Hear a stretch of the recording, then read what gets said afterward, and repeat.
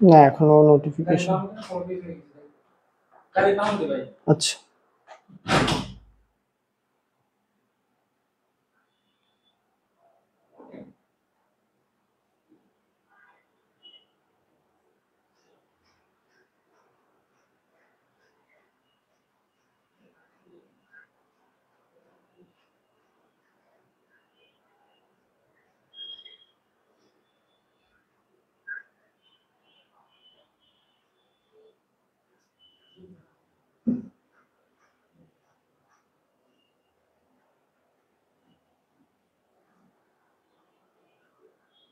সুপ্রিয় শিক্ষার্থী, আসসালামু আলাইকুম। আমি জাকির আজওয়ার, অধ্যয়ন করছি ঢাকা বিশ্ববিদ্যালয়ে এবং আজকে তোমরা জানো আমাদের ইতিহাসের একটা মেগা ক্লাস হওয়ার কথা ছিল।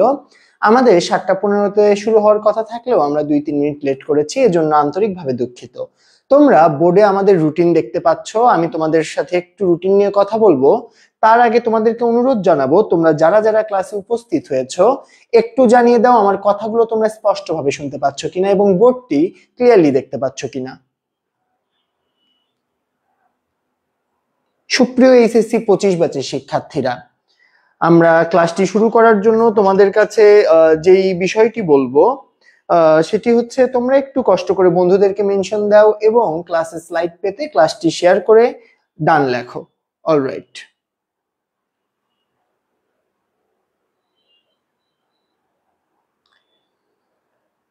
ইতিহাস এবং আজকের এই ইতিহাস ক্লাসে আমি তোমাদেরকে রুটিনটা অ্যানাউন্স করে দিচ্ছি। দেখো, প্রথমেই 17ই জুলাই অর্থাৎ আজকে তোমরা দেখো 7:20 অর্থাৎ আজকের ক্লাসে তোমরা ইতিহাসের একটা ক্লাস পাচ্ছ, প্রথম ও তৃতীয় অধ্যায়।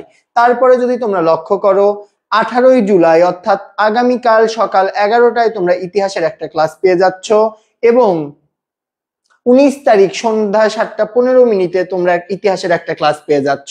এই 3টি ক্লাসে আমি তোমাদেরকে এমন একটা বেসিক প্লাস সৃজনশীল লেখার কিছু রসদ, সেই সাথে এমসিকিউ এর সাজেশন আমি তোমাদেরকে প্রোভাইড করব, যেগুলো ইনশাআল্লাহ তুমি যে বোর্ডের শিক্ষার্থী হও না কেন তোমার জন্য ইনশাআল্লাহ সাফিসিয়েন্ট হবে। তো একটু আমাকে জানিয়ে দিতে হবে ভাইয়া আপুরা আমার কথাগুলো ক্লিয়ারলি হচ্ছে কিনা। আমাদের কিন্তু একেবারে 1000-এর প্রায় কাছাকাছি, আমাদের 1000 স্টুডেন্ট হয়ে গেলেই আমরা ক্লাসটা শুরু করব, সময় নষ্ট করব না। অতক্ষণে আমি একটু তোমাদেরকে জাস্ট খালি বলে দেই আমরা কি প্রসেসে আগাবো। যারা যারা সালাম দিচ্ছ, সিরাজুল ইসলাম, ওকে, রোহানি, আরমান, আকাশ, সবাইকে ওয়ালাইকুম সালাম। শিহাব, ওয়ালাইকুম সালাম। ওকে, হ্যাঁ, প্রত্যেকটা অধ্যায়েরই ক্লাস হবে। ঋতু, ওয়ালাইকুম সালাম। প্রত্যেকটা অধ্যায়ের ক্লাস হবে এবং তোমাদেরকে আমি সামগ্রিকভাবে তোমরা যারা সৃজনশীল তোমাদের যাদের লিখতে হবে সকলেরই, তোমাদের যাদের কনসেপ্ট ক্লিয়ার নেই তারা কিভাবে লিখলে নাম্বার পাবা, যাদের কনসেপ্ট ক্লিয়ার তারা আরো নতুন কি কি ইমপ্লিমেন্ট করলে নাম্বার বেশি পাবা, প্রত্যেকটা বিষয় নিয়ে কথা হবে। একবার শেষবারের মতো সবাইকে বলছি, সবাই একটু ক্লাসটা আমরা শেয়ার করে দেই। ভাই আপু, ক্লাসটা একবার আমরা শেয়ার করে দেই, তারপরেই কিন্তু আজকের আমাদের যে ফাইনাল যে ক্লাস, আমাদের যে মেগা ক্লাস, সেই মেগা ক্লাস কিন্তু আমরা শুরু করে দিব ইনশাআল্লাহ। ওকে প্রিয় ভাইয়া ও আপুরা, একবার আমরা শেয়ার করেছি, আমরা সবাই শেয়ার করেছি, একটু আমাকে জানিয়ে দাও আমরা সবাই ক্লাসটি শেয়ার করেছি কিনা। ওকে, ওয়ালাইকুম সালাম। দিনাজপুর বোর্ড থেকে দেখতে পাচ্ছি। না, চতুর্থ অধ্যায় বাদ না, তোমাদের রুটিনে যদি 2-1টি অধ্যায়ের কথা মেনশন নাও থাকে তবুও কিন্তু মানে অধ্যায়গুলো নিয়ে কথা বলবো, আমরা অধ্যায়গুলো নিয়ে কিন্তু কথা বলবো, কোনো অধ্যায় কিন্তু বাদ যাবে না, বাদ যাবে না একটি শিশুও, ঠিক আছে। ওকে, ইতিহাস মেগা ক্লাস 1-এ তোমাদের সকলকে স্বাগত জানাচ্ছি। আজকের ক্লাসে কিন্তু আমরা চতুর্থ অধ্যায় নিয়েও কথা বলবো, কোনো অধ্যায় বাদ যাবে না। তোমাদের রুটিনে অধ্যায়টি স্কিপ করা ছিল, তবুও আমরা কিন্তু সেই অধ্যায় নিয়েও আজকে কথা বলবো। তো ইতিহাস ক্লাসটি আমি শুরু করতে যাচ্ছি আর 2-1 মিনিট। আলহামদুলিল্লাহ ভালো, তোমরা কেমন আছো জানিয়ে দাও। কে কোন বোর্ড থেকে আছো একটু রেসপন্স করো, কে কোন বোর্ডের। আচ্ছা, সেই সাথে আমি তোমাদেরকে বলে দেই, সৃজনশীল লেখার ক্ষেত্রে আমি যেহেতু অনেকেই আসেনি, আমি অতক্ষণে তোমাদের একটু টিপস দেই, তোমাদের সময় আমি নষ্ট করতে চাই না। সৃজনশীল যখন লিখবা তখন তোমাদের আমি একটু সাজেশন দেই কি কি কাজ করবা। সৃজনশীল লেখার সময় তুমি সব সময়, এইটা মানে একেবারে বইয়ের কথাবার্তা বলতেছি না, একটু আউট অফ দ্য বক্স এসে বলতেছি। তুমি প্যারা করে লেখার চেষ্টা করবা। যদি তুমি প্যারা অথবা পয়েন্ট করে লেখো তাহলে কিন্তু তোমার সৃজনশীলের নাম্বারটা অনেকটা বেড়ে যাবে। একেবারে টু দি পয়েন্টে লিখবা। কথার কথা, সিরাজউদ্দৌলা যে পলাশির যুদ্ধে হেরে গেল, এই হেরে যাওয়ার কারণ তুমি ব্যাখ্যা করো, কিংবা এটা তুমি মূল্যায়ন করো ভাইয়াপুরা। তখন তুমি কি করবা? তুমি যদি শুধুমাত্র 1.5 পৃষ্ঠা 2 পৃষ্ঠা লিখে যাও, সেখানে যদি কোনো থিম না থাকে, শিক্ষক কিন্তু সেই জিনিসটা হাইলাইট করবে না। কিন্তু তুমি যদি সুন্দর করে লেখো, ইংরেজদের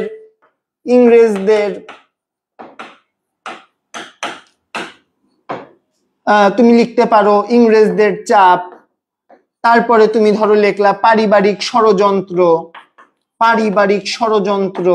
এইভাবে যখন তুমি সবকিছু টু দা পয়েন্টে লিখবা, লিখে তুমি যখন ব্যাখ্যা করবা, তখন কিন্তু অটোমেটিক যেই জিনিসটা তুমি একেবারে একটা পৃষ্ঠায় এই শুরু থেকে শুরু করতে শেষ করলা, সেই জিনিসটা যখন তুমি পয়েন্ট আকারে লিখবা, তোমার লেখাগুলা কিন্তু গোছায় গেল। তখন কিন্তু টিচার তোমার লেখার প্রতি ইমপ্রেস হয়ে গেল। তো এই ব্যাপারগুলো মনে রাখবা। অনেক কথা বলে ফেলেছি, আমরা 1000-এর কাছাকাছিও চলে এসেছি। সুতরাং আর কোনো কথা না বলে আমরা আজকের ক্লাসটি শেষ করছি। এবং যারা খাতা কলম নিয়ে বসোনি, একটু খাতা কলম নিয়ে বসো। আজকের এই ক্লাসে তোমাদেরকে আমি অ্যাসিওর করছি তোমরা ইনশাল্লাহ 95% কমন পাবা। যে কোনো বোর্ডের পরীক্ষা দাও না কেন, তোমরা 95% কমন পাবা। চলো আমরা চলে যাই আমাদের বিগত দিনের ইতিহাস, যে ইতিহাস আমাদের সাথে দাঁড়িয়ে আছে, সাক্ষী হয়ে আছে আমাদের এই সংস্কৃতির। আমরা কথা বলবো ভারতবর্ষ নিয়ে। একেবারে প্রথম অধ্যায় থেকে শুরু করছি। আমরা কথা বলছি ভারতবর্ষ নিয়ে। ভারতবর্ষে প্রাচীনকালে রেশম, মশলা, একটু বলো কি কি? রেশম, মশলা,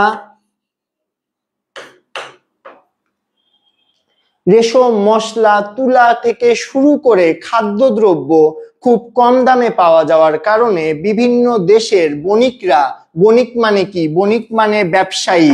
বিভিন্ন দেশের বণিকরা ভাবলো এই দেশে যদি আমরা আসতে পারি তাহলে, বা এই মহাদেশে আমরা যদি আসতে পারি, আমরা বাণিজ্যিকভাবে কি হব? লাভবান হব।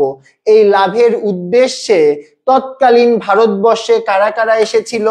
তৎকালীন ভারতবর্ষে কিন্তু এই লাভের আশাতে কারা কারা এসেছিল একটু কমেন্ট করো। পর্তুগিজরা এসেছিল, দিনেমাররা এসেছিল, ইংরেজরা এসেছিল, আর কে কে এসেছিল একটু আমাকে বলতে হবে ভাইয়াপুরে, একটু আমাকে বলতে হবে। ফরাসি এসেছিল, তারপরে ডাচ এসেছিল। এই যে এতগুলো জনগোষ্ঠী এসেছে, কেন এসেছে? বাণিজ্য করতে। কোথায় বাণিজ্য করতে? ভারতবর্ষে বাণিজ্য করতে। এখন আমাদের প্রথম যে অধ্যায়, ইউরোপীয় বণিকদের ভারতবর্ষে আগমন তারা কেন করেছিল সেটি দেখানো হয়েছে। দ্বিতীয় আরেকটি জিনিস দেখানো হয়েছে যে এই যে 5টি 6টি 7টি এবং এরকম আরো ছোটখাটো আরো 2-3টি প্রতিষ্ঠান ব্যবসার উদ্দেশ্যে ভারতবর্ষে আসলো, কিন্তু এদের মধ্যে কেউই লাভ করতে পারলো না বেশি একটা। লাভ কারা করলো? লাভ করলো ইংরেজরা। কিভাবে লাভ করলো? ধরো একটা মানুষ একটা জায়গায় ব্যবসা করতে গেছে, যে আমি ওই জায়গায় গেলে আমার ব্যবসা বাণিজ্যে একটু লাভ হবে, আমি একটু সফলতার মুখ দেখব। তখন সেই লোকটা সেখানে ব্যবসা করতে করতে এক সময় সেই দেশের যদি রাজা হয়ে যায়, ব্যাপারটা কত মানে তার জন্য কিন্তু অনেক বেশি প্রোগ্রেসিভ। তো দেখো ইংরেজরা বা কোম্পানি ভারতবর্ষে এসেছিল কি করতে? বাণিজ্য করতে। কি দিয়ে বাণিজ্য করবে তারা? কর দিয়ে বাণিজ্য করতে। কিন্তু এক পর্যায়ে তারা এমন ভাবে জয়লাভ করলো যে তারা আর কর কি দিবে? তাদের কাছেই এই বাঙালিদের বা ভারতবর্ষের বিভিন্ন অঞ্চলের মানুষের জমির জন্য কর দিতে হলো। অর্থাৎ ভাড়াটিয়া যখন এসে বাড়ির মালিক হয়ে যায়, তখন যে সিনারিওটা তৈরি হয়, সেই সিনারিওটা কোথায় তৈরি হয়েছিল? ইউরোপীয়দের মধ্যে ইংরেজরা ভারতবর্ষে সেই সিনারিও তৈরি করেছে। তো আমাদের প্রথম প্রশ্ন, যেটা তুমি যেই বোর্ডের শিক্ষার্থী হও, তোমার খ নাম্বারে আসার একটা সমূহ সম্ভাবনা আছে। একটু আমার সাথে বলো, উপনিবেশ কি? উপনিবেশ কি? একটু বলতে হবে ভাইয়া পুরা। উপনিবেশ কি? হোয়াট ইজ উপনিবেশ? বলো উপনিবেশ কি? উপনিবেশ হচ্ছে একটি রাষ্ট্রে অন্য একটি রাষ্ট্র গিয়ে যদি কি করে, শাসন করে, সেখানে বাণিজ্য করে এবং কি করে, শাসন করে, বাণিজ্য করে এবং সেই দেশের রাষ্ট্রীয় সম্পদ নিজের স্বার্থে ব্যবহার করে। তাইলে উপনিবেশ কি, একটা রাষ্ট্র অন্য একটা রাষ্ট্রে গিয়ে, মানে একটা দেশ অন্য একটা দেশে গিয়ে যদি শাসন করে, সেই দেশের যেই সম্পদ আছে সেই সম্পদ ব্যবহার করে, ব্যবসা করে, অথবা সেই দেশের বিভিন্ন পণ্যকে কাঁচামাল হিসেবে ব্যবহার করে, সেই দেশ আরেকটা দেশের কি হিসেবে গণ্য হয়, উপনিবেশ। বুঝছো কিনা বলো, উপনিবেশ ক্লিয়ার কিনা আমাকে একটু বলতে হবে, উপনিবেশ ক্লিয়ার কিনা একটু আমাকে বলো, একটু বলতে হবে ভাইয়া আপুরা, উপনিবেশ ক্লিয়ার হয়েছে কিনা।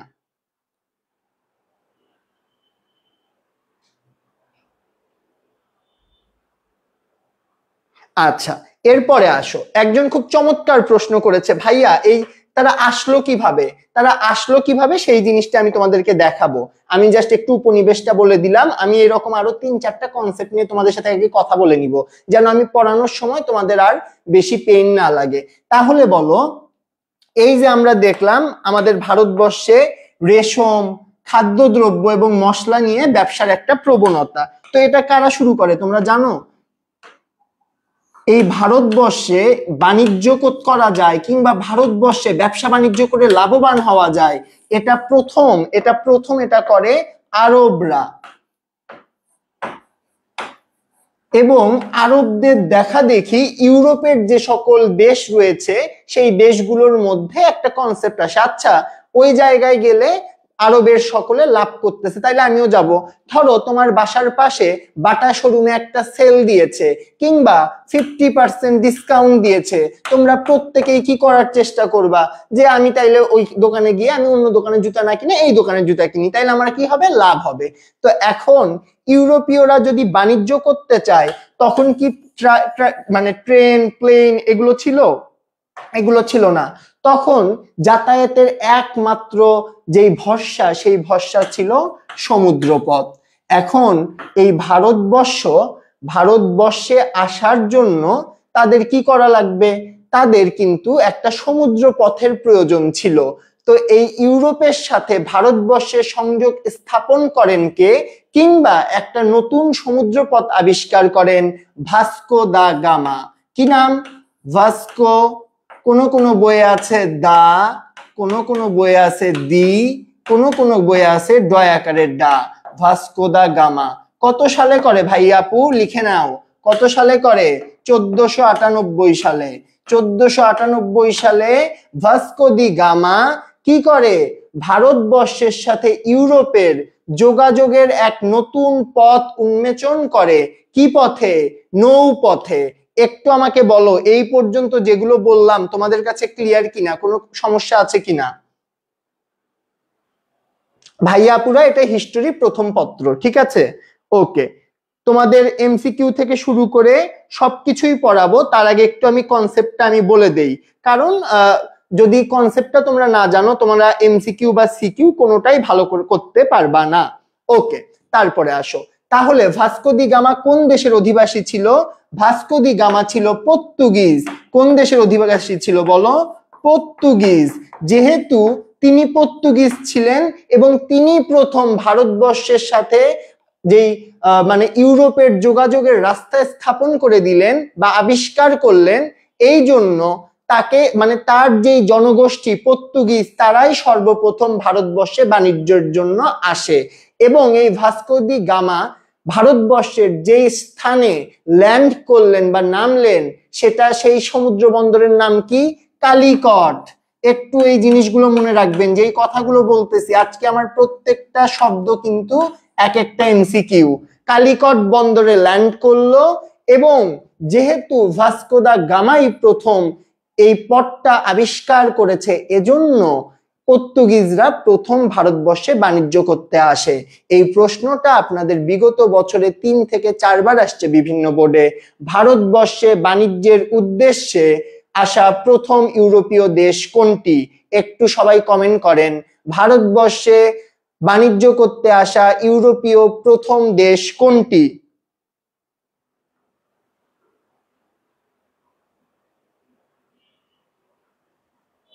রাফি অ্যান্সার করেছেন, চমৎকার চমৎকার। আচ্ছা ঠিক আছে, আমি অন্য কাল ইউজ করতেছি। ভাইয়া এখন যদি না বোঝেন ফার্স্ট পেপার, সেকেন্ড পেপার না ফোর্থ পেপার, তাহলে কিন্তু খুব কষ্ট আছে, কপালে অনেক দুঃখ আছে। ওকে, আসেন। তারপরে দেখেন কি হইলো, তারপরে এক এক করে অনেকেই আসলো ভারতবর্ষে, কিন্তু ভারতবর্ষে আসার পর তাদের উদ্দেশ্য বাণিজ্য করা থাকলেও বা ব্যবসা করা থাকলেও তারা কিন্তু কেউ তেমন ভাবে সফল হয়নি। সফল কারা হয়েছিল? ইংরেজরা হয়েছিল। কেন হয়েছিল, কিভাবে হয়েছিল, সেগুলো একটু পরে দেখবো। চলেন এ পর্যায়ে আমরা যে এমসিকিউ টাইপের কোশ্চেন গুলো দেখবো, এক কথায় উত্তর, সেগুলো থেকে কিন্তু আপনারা পরীক্ষায় হুবহু কমন পাবেন। একটু খাতা বের করে ডান লেখেন। আমরা এবার কথা বলছি ইতিহাস প্রথম পত্র প্রথম অধ্যায়, ভারতবর্ষে ইউরোপীয়দের আগমন এবং এখানে ইংরেজদের আধিপত্য প্রতিষ্ঠা। দেখেন একটু আগে আমরা দেখলাম কারা আসছে বাংলায় প্রথম? পর্তুগিজ। এই পর্তুগিজদের একটা নিকনেম ছিল, পর্তুগিজদের নিকনেম হচ্ছে ফিরিঙ্গি। কি নাম? কি নাম? পর্তুগিজদের নিকনেম কি ছিল বলেন? ফিরিঙ্গি। এরপরে আসেন, ভারতবর্ষে প্রথম পর্তুগিজ প্রতিনিধিকে ভাস্কো দা গামা কবে আসে? 1498 সালে। কোথায় ল্যান্ড করে? কালিকট বন্দরে। একটু সবকিছু আমি যা যা বলতেছি একটু মনে রাখেন, এগুলো কিন্তু পরীক্ষায় কমন পেয়ে যাবেন। ইউরোপ থেকে ভারতে আসার জলপথের আবিষ্কারক কে? সেম ব্যক্তি, ভদ্রলোকের নাম ভাস্কো দি গামা। ভাস্কো দি গামা ভারতবর্ষে যে আসলেন, আসার পরে তাকে কিন্তু জ্যামরিন নামক একজন রাজা, তৎকালীন ভারতবর্ষের রাজা, তিনি কিন্তু তাকে সাদর সম্ভাষণ জানালেন ফুল দিয়ে, এবং তিনি 3 মাস ভারতবর্ষে অবস্থান করলো। কয় মাস? 3 মাস। উত্তম আশা অন্তরীপ অবস্থিত আফ্রিকায় ক নাম্বারের জন্য আসবে? সৃজনশীলের ক নাম্বারের জন্য আসবে? আফ্রিকার মধ্য দিয়ে কি রেখা গেছে? বিষুব রেখা। পেড্রো আলভারেজ ক্রাবেল ভারতবর্ষে আসেন কত সালে? 1500 সালে। দেখেন আমরা কিন্তু এমসিকিউ পড়তেছি, এগুলো কিন্তু পরীক্ষায় আসবে। একটু আমাকে বলেন বুঝতেছেন কিনা, বুঝতে কঠিন লাগতেছে? যারা যারা ক্লাসে জয়েন করেছেন পিডিএফটা পাইতে ক্লাসটা একটু শেয়ার করেন আর একটু রিঅ্যাক্ট করে দেন, ঠিক আছে? একটা করে রিঅ্যাক্ট দিয়ে দেন। তারপরে দেখেন আলভারেজ ক্রাবেল নৌবহর এনেছিল কয়টি? 13টি। এখন তারা যেহেতু ভারতবর্ষে বাণিজ্য করবে, তাই তারা কি আনলো? নৌবহর আনলো। মানে তারা কতগুলো জাহাজ নিয়ে এসেছিল? 13টা জাহাজ নিয়ে এসেছিল। ভারতে পর্তুগিজ সাম্রাজ্যের ভিত্তি স্থাপন করেন আলবুকারকি। কি নাম? আলবুকারকি। আলবুকারকি এসে ভারতবর্ষে কিন্তু পর্তুগিজ যে সাম্রাজ্য বা যে রাজত্ব সেটা বিস্তার করার একটা স্বপ্ন দেখেন। লাস্ট ওয়ান, ইংরেজরা ভারতে আসে কবে? এই জিনিসটা আমি আপনাদের পড়াবো নিজের মতো করে। আসেন, ইংরেজদের ভারতবর্ষে আসার যেই কাহিনী, একটু খাতা কলম নিয়ে বসেন। আমি যেই কয়েকটা সাল নিয়ে কথা বলবো সেখান থেকে আপনারা 2 নাম্বার পাবেন এমসিকিউ এ, এবং আশা করা যায় 3 বা 4 নাম্বার আপনারা সিকিউ এ এখান থেকে কমন পাবেন। একটু সবাই খাতা বের করেন, একটু খাতা বের করতে হবে ভাইয়া, পুরো একটু খাতা বের করতে হবে। খাতা বের করে রেডি হয়ে আমাকে একটু বলেন ডান। খাতা বের করে আমাকে একটু ডান বলতে হবে। একটু খাতা বের করে আমাকে ডান বলতে হবে ভাইয়া পুরা। আচ্ছা দেখেন, যখন 1498 ভাস্কো দি গামা এই পথটা আবিষ্কার করলো এবং আস্তে আস্তে অনেকেই আসলো, ফিরিঙ্গি বা পর্তুগিজ আসলো, ডিনেমার আসলো, তারপর আপনার ডাচ আসলো, ফরাসি আসলো, এই বিভিন্ন ভাবেই আসা যাওয়া চলমান আছে। তখন কি নামে? East India company, British east India company নামক একটি প্রতিষ্ঠান গঠিত হইল। কি? ব্রিটিশ, একটু লিখে নিবেন, ব্রিটিশ ইস্ট ইন্ডিয়া নামক কোম্পানি গঠন হইল।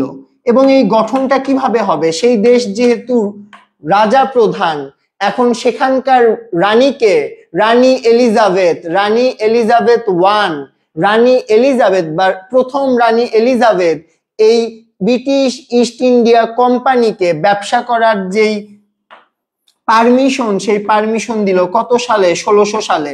তাহলে আমি যদি এই লাইনটা মিশে দিয়ে আপনাদের সুবিধার্থে আমি কয়েকটা বিষয় আপনাদের সাথে শেয়ার করি। দেখেন, তাহলে আমার সাথে সাথে একটু লিখে নেন।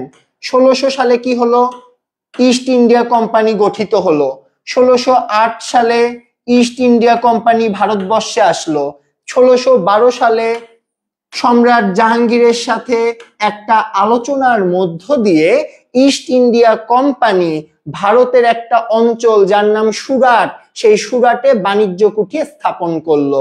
তাহলে বলেন 1600-তে কোম্পানি প্রতিষ্ঠা লাভ করলো। 1608-এ কি করলো? 1608-এ ভারতবর্ষে আসে। প্রথম ভারতবর্ষে কবে আসে? প্রথম ভারতবর্ষে আসে 1608-এ। তারপরে আমার সাথে বলেন 1612-তে কি করলো? একটা বাণিজ্য কুঠি স্থাপন করলো। বাণিজ্য কুঠি কে কে বোঝেন না একটু কমেন্ট করেন। বাণিজ্য কুঠি কি একটু আমাকে বলেন, কে কে বোঝেন না? এটা কোথায় স্থাপন করলো? সুরাটে। একটু আমি কমেন্ট দেখবো, বাণিজ্য কুঠি না বুঝলে বুঝাই দিব, আর বুঝলে তারপরে চলে যাব। একটু লিখে নেন, সবাই একটু লিখে নেন। আর কে কে বাণিজ্য কুঠি বোঝেন না আমাকে বলেন। তারপরে কি হলো? 1612 সালে যখন বাণিজ্য কুঠি তারা স্থাপন করলো, তারপরে আর মাঝখানে অনেক দিন কোনো কাহিনী মনে রাখার মতো কোনো ঘটনা নেই। তারপর 1757 সালে পলাশির যুদ্ধের মধ্য দিয়ে তারা কি করলো? ভারতবর্ষের ক্ষমতা লাভ করলো। ভারতবর্ষের ক্ষমতা লাভ করলো। এবং এই যে ক্ষমতা তারা লাভ করলো, এটা কিন্তু দীর্ঘদিন অবধি কিন্তু চলমান ছিল। কতদিন চলমান ছিল একটু আমাকে বলেন। একটু আমাকে বলতে হবে এটা কতদিন চলমান ছিল। আচ্ছা, অনেকে বাণিজ্য কুঠি বোঝেন না। দেখেন, আপনি যদি একটা বাণিজ্য করতে চান, আপনার কি দিতে হবে? একটা অফিস দিতে হবে, যেই জায়গায় আপনি বসবেন, সকলের সাথে কথা বলবেন, আপনার জায়গা নিয়ে বা আপনার ব্যবসা নিয়ে প্রচার করবেন। এই রকম একটা বিষয় ছিল বাণিজ্য কুঠি।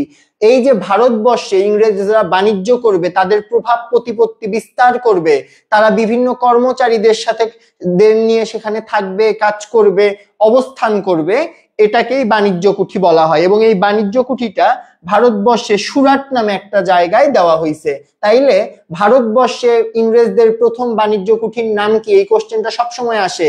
বাণিজ্য কুঠি কোথায় অবস্থিত? সুরাটে অবস্থিত। এবং এটি কত সালে স্থাপন করা হয়? 1612 সালে। একটু আমাকে বলেন পারবেন কিনা, এখন আমাকে বলেন পারবেন কিনা। কারো বইয়ে যদি 1599 দেওয়া থাকে তাহলে ভুল আছে। কারো বইয়ে 1599 দেওয়া থাকলে ভুল আছে। ওকে। তারপর দেখেন, যখন সিরাজউদ্দৌলা ক্ষমতা থেকে নেমে গেল, তারপরে কিন্তু বিভিন্ন ভাবে এই ক্ষমতাটা এক পর্যায়ে গিয়ে পৌঁছিল মীর কাসিমের কাছে। মীর কাসিমের পরিচয় কি? সিরাজউদ্দৌলার সেনাপতি মীর জাফর। সিরাজউদ্দৌলার সেনাপতি মীর জাফর। মীর জাফরের মেয়ের জামাইয়ের নাম মীর কাসিম। কিন্তু মীর কাসিম কিন্তু একজন বীর লোক ছিল। তিনি কিন্তু ইংরেজদের কথায় নাচতো বা কথা তার হাতের পুতুল হয়ে থাকবে, তারা কিন্তু তেমন ছিল না। তারা কি করলো? তারা তখন মীর কাসিমের সাথে বিভিন্ন বার বিভিন্ন সময় ঝামেলা লাগাইতে শুরু করলো। এবং এরই ধারাবাহিকতায় 1764 সালে কি হইল? বক্সারের যুদ্ধের মাধ্যমে মীর কাসিম পরাজিত হলো। বক্সারের যুদ্ধ দুইবার হয়েছিল, এগুলা নিয়ে পরে বিস্তারিত আলোচনা করব। বাট আমি যে সিকোয়েন্স লিখে দিচ্ছি, এই সিকোয়েন্স যদি আপনাদের মাথায় থাকে, একটু গোছায় পরীক্ষার খাতায় লিখতে পারেন, আপনারা কিন্তু সৃজনশীল কমন পাবেন। ওকে, একটু আমাকে বলেন বুঝতেছেন? ভাইয়া আমি কি বেশি কষ্ট দিচ্ছি? বুঝতে কি সমস্যা হচ্ছে? একটু আমার সাথে শেয়ার করেন তো। যদি বুঝতে কষ্ট হয় বা কঠিন লাগে একটু আমাকে বলেন, আমি কি বুঝাইতে পারতেছি আপনাদেরকে? ওকে। এখন দেখেন, এই 1664 সালে যখন বক্সারের যুদ্ধের মাধ্যমে মীর কাসিম পরাজিত হলো, তখন ইংরেজরা একেবারে পুরাপুরি সব ক্ষমতা পেয়ে গেল। এবং ইংরেজরা ব্যবসা বাণিজ্যের জন্য যেই কর দিত, সেই কর তো তাদের দেওয়াই লাগলো না, এবং পরবর্তীতে তারাই আরো কর নেওয়া শুরু করলো। এখন আমাকে বলেন এই পর্যন্ত বুঝছেন কিনা? তারা কিন্তু আগে তাদের কর দিয়ে বাণিজ্য করা হতো, কিন্তু এই 1664 থেকে তারা কিন্তু কর নেওয়ার ক্ষমতাকেই বলা হয় দেওয়ানি। আপনারা অনেকে দেওয়ানি বোঝেন না, আমি এটা বুঝাচ্ছি। এই যে ধরেন কোনো একটা কাজ করার জন্য যদি কাউকে কর দিতে হয়, আপনি যাকে কর দিবেন তাকে বলা হয় দেওয়ান, এবং যে করটা নিবে এই দায়িত্ব পদকে কিন্তু বলা হয় দেওয়ানি। তাইলে ইংরেজরা দেওয়ানি লাভ করে কবে, একটু আমার সাথে বলতে হবে। 1764 সালে ইংরেজরা দেওয়ানি লাভ করে। চলেন শুরু থেকে আমরা একটা ওভারভিউ দেই। 1600 সালে ব্রিটিশ ইস্ট ইন্ডিয়া কোম্পানি গঠিত হয়। 1608 সালে কি হয়, তারা ভারতবর্ষে প্রথমবার আসে। 1612 সালে কি হয়, ভারতবর্ষে তারা সম্রাট, তৎকালীন সম্রাট জাহাঙ্গীরের সাথে পরামর্শ করার পরবর্তীতে ভারতে সুরাট নামে একটা অঞ্চলে বাণিজ্য কুঠি বা যেটাই তারা ব্যবসা বাণিজ্য চালাবে সেটি দেয়। তারপরে অনেক ঝামেলার মধ্য দিয়ে নবাব সিরাজউদ্দৌলার সাথে যখন ইংরেজদের ঝামেলা হতে থাকে, ষড়যন্ত্রের মাধ্যমে মীর কাসিম এবং ঘসেটি বেগম সহ তৎকালীন অনেকের ষড়যন্ত্রের মাধ্যমে স্বাধীন বাংলার শেষ নবাব সিরাজউদ্দৌলাকে হারিয়ে দিয়ে তারা কিন্তু কি করে, ক্ষমতা লাভ করে। কবে, 1757, সরি এটা 52 হয়ে গেছে, 52-এর মতো লাগতেছে, 57-তে। তারপরে দেখেন 1764 সালে তাদের কর নেওয়ার যে ক্ষমতা বা যে দেওয়ানি, সেই দেওয়ানিটা লাভ করে। এবং এই 1764 সালে তারা যখন কর নেওয়ার যে ক্ষমতা সেটি লাভ করলো, তখন কিন্তু তারা আরো বেশি অ্যাগ্রেসিভ হয়ে গেল এবং তারা নিজেদেরকে একেবারে তথাকথিত যে লর্ড বলে সেই লর্ড হইতে শুরু করলো, ঠিক আছে। এবং আস্তে আস্তে তারা চেষ্টা করলো আমাদেরকে তাদের গোলাম বানানোর, বা আমরা যেন তাদেরকে প্রভু ভক্তি করি। এরই পরিপ্রেক্ষিতে 1835, কবে, 1835 সালে ম্যাকেল নামে এক ভদ্রলোক এই দেশের শিক্ষা ব্যবস্থায় ব্যাপক পরিবর্তন আনলো। তিনি বলল সকলকে ইংরেজি শিখতে হবে। তিনি বলল পশ্চিমা সংস্কৃতির যেই পাঠাভ্যাস বা পড়াশোনা সেগুলো আমাদের মাঝখানে নিয়ে আসতে হবে। এই পর্যন্ত কার কার ক্লিয়ার, একটু আমাকে বলতে হবে। এই পর্যন্ত কার কার ক্লিয়ার, একটু বলতে হবে। এই পর্যন্ত ক্লিয়ার কিনা ভাই আপু, একটু আমাকে বলে দেন তো। আজকে কিন্তু অনেক কিছু আপনাদের অনেক সহজে পড়াবো, আপনারা বুঝবেনই না কেমনে হয়ে গেল, কিন্তু হয়ে যাবে। কিন্তু এই জন্য আপনাদের একটু লাগবে, কনসেন্ট্রেশন লাগবে এবং আপনাদের একটু হেল্প লাগবে, ঠিক আছে। কমেন্টে আমরা দুষ্টুমি তো সারা জীবনই করি বা আমরা আরো করব, বাট যখন আমি লিখতে বলবো একটু কষ্ট করে লিখে নেবেন প্লিজ। Okay okay, clear. কারো কোনো কোশ্চেন আছে, কেউ এমন আছেন বোঝেননি, এমন কেউ থাকলে একটু আমাকে বলতে পারেন। আচ্ছা, তারপরে আসেন। তারপরে এই 1835-এর পরে চমৎকার একটা ঘটনা ঘটলো 1857-তে। এখন দেখেন ঘটনাগুলার আপনারা মিল পান কিনা। এখানে দেখেন 1757 সালে কি হয়েছিল, 1757 সালে নবাব সিরাজউদ্দৌলা পরাজিত হয়েছিল। দেখেন ঠিক তার 100 বছর পরে এই যে ভারতবর্ষের অন্যতম প্রধান একটা বিক্ষোভ হলো, একটা বিদ্রোহ হলো। সেই বিদ্রোহের নাম কি, সিপাহী বিদ্রোহ। কি বিদ্রোহ, সিপাহী বিদ্রোহ। এই সিপাহীদের মধ্যে অনেকে ছিল মুসলিম, অনেকে ছিল হিন্দু। এই মুসলিম এবং হিন্দুদের ধর্মীয় বিশ্বাসে আঘাত লাগার কারণে সেই সময় সিপাহীরা বিদ্রোহ করে উঠল এবং এই বিদ্রোহ সফল হয়নি। না হলেও এটা অন্যতম বড় একটা বিপ্লব এবং এর মাধ্যমে 1757 সালে সিপাহী বিদ্রোহের মাধ্যমে কি হয়, সিপাহী বিদ্রোহের মাধ্যমে কিন্তু ব্রিটিশ ইস্ট ইন্ডিয়া কোম্পানির শাসন শেষ হয়। তাহলে একটু আমাকে বলেন, 1600 সালে প্রতিষ্ঠা হলো, 1608 সালে ভারতবর্ষে আসলো, 1612 সালে নিজেদের অফিস দিল, মানে বাণিজ্য কুঠি দিল, কোথায়, সুরাটে। 1757 সালে তারা সিরাজউদ্দৌলাকে হারিয়ে ক্ষমতা লাভ করলো। তারপরে 1764 সালে মীর কাসিমের সাথে যুদ্ধ করলো। তারপরে বাংলা, বিহার, উড়িষ্যার তারা দেওয়ানি লাভ করলো। কোথায় কোথায়কার, বাংলা, বিহার, উড়িষ্যা, লিখে নিলেন, লিখে নিতে পারেন। বাংলা, বিহার, উড়িষ্যার দেওয়ানি লাভ করে কবে, 1764 সালে, লিখে নেন, সবাই লিখে নেন। তারপরে আসেন 1835 সালে ম্যাকেল নামে একজন ভদ্রলোক বললেন যে এই দেশের শিক্ষা ব্যবস্থার আমূল পরিবর্তন করতে হবে, সকলকে কি শিখতে হবে, ইংরেজি শিখতে হবে, সেই সাথে তাদেরকে পশ্চিমা বিশ্বের যে সকল শিক্ষা সেই শিক্ষায় দীক্ষিত করতে হবে। তারপরে আসেন, তারপর 1857 সালে সিপাহী বিদ্রোহ হলো এবং এর মাধ্যমে দেখেন 1757 থেকে 1857 পর্যন্ত 100 বছর ব্রিটিশ ইস্ট ইন্ডিয়া কোম্পানি, কারা, east India company, east India company, British, আমি জাস্ট খালি ব্রিটিশ ইস্ট লিখলাম, বুঝে নিন। ব্রিটিশ ইস্ট ইন্ডিয়া কোম্পানি 100 বছর শাসন করলো এবং সিপাহী বিদ্রোহের মধ্য দিয়ে তাদের শাসন ব্যবস্থার পরিসমাপ্তি ঘটলো।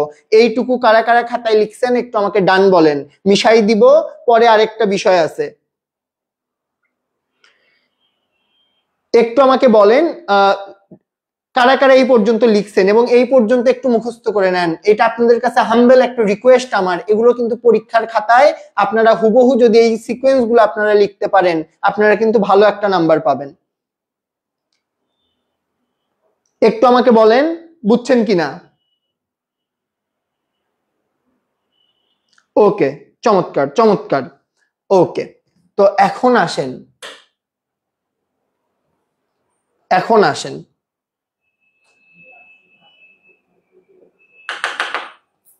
ওকে, আমাদের বোর্ড একটু কিছুক্ষণের জন্য হয়তো কর্মক্ষমতা হারিয়ে ফেলেছে, আমি আপনাদের মুখে বলি, ততক্ষণে আমি ঠিক করে নেই। দেখেন যে বিষয়টি ঘটেছে সেটা হচ্ছে, আচ্ছা, তো এই যে ব্রিটিশ ইস্ট ইন্ডিয়া কোম্পানির যে শাসন ব্যবস্থা, সেই শাসন ব্যবস্থা যখন ভেঙে পড়লো, মানুষের যখন এই ইস্ট ইন্ডিয়া কোম্পানির উপরে একেবারে খুব ক্ষোভ দেখা দিল, তখন কিন্তু ব্রিটিশ ইস্ট ইন্ডিয়া কোম্পানি থেকে ফিরে এসে এই শাসনভার গ্রহণ করলো তৎকালীন মহারানী রানী এলিজাবেথ।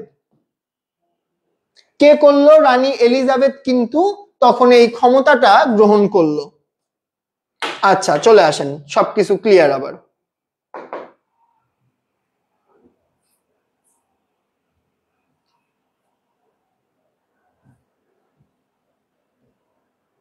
আচ্ছা, আমরা আবার ওই জায়গায় যাচ্ছি, তার আগে আমরা একটু আবার স্লাইডটা পড়ে আসি।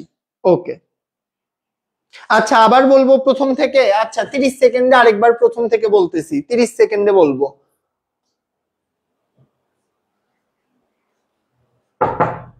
আচ্ছা দেখেন, মুখে বলি, লিখে দেওয়ার দরকার নেই, লেখা আছে, সবাই খাতার সাথে মিলান। ভাই পেন আসতেছে না, হ্যাঁ পেনের অপশন আসতেছে না। ওকে, আচ্ছা আপনারা আমার সাথে বলেন 1600 সালে কি হলো? ব্রিটিশ ইস্ট ইন্ডিয়া কোম্পানি গঠিত হলো কার আদেশে? রানী এলিজাবেথের আদেশে। তারপরে কি হলো? 1608 8 বছর পরে তারা ভারতবর্ষে আসলো। ভারতবর্ষে আসার পর কি হলো? তারা নবাবের পারমিশনে, তৎকালীন নবাব কে ছিল? জাহাঙ্গীর ছিলেন। এই নবাবের পারমিশনে 1612 সালে তারা কি করলো? সুরাট নামে একটা স্থানে তাদের অফিস দিল, যে অফিসকে আমরা কি বলতেছি? বাণিজ্য কুঠি দিল। তার পরবর্তীতে কি ঘটলো?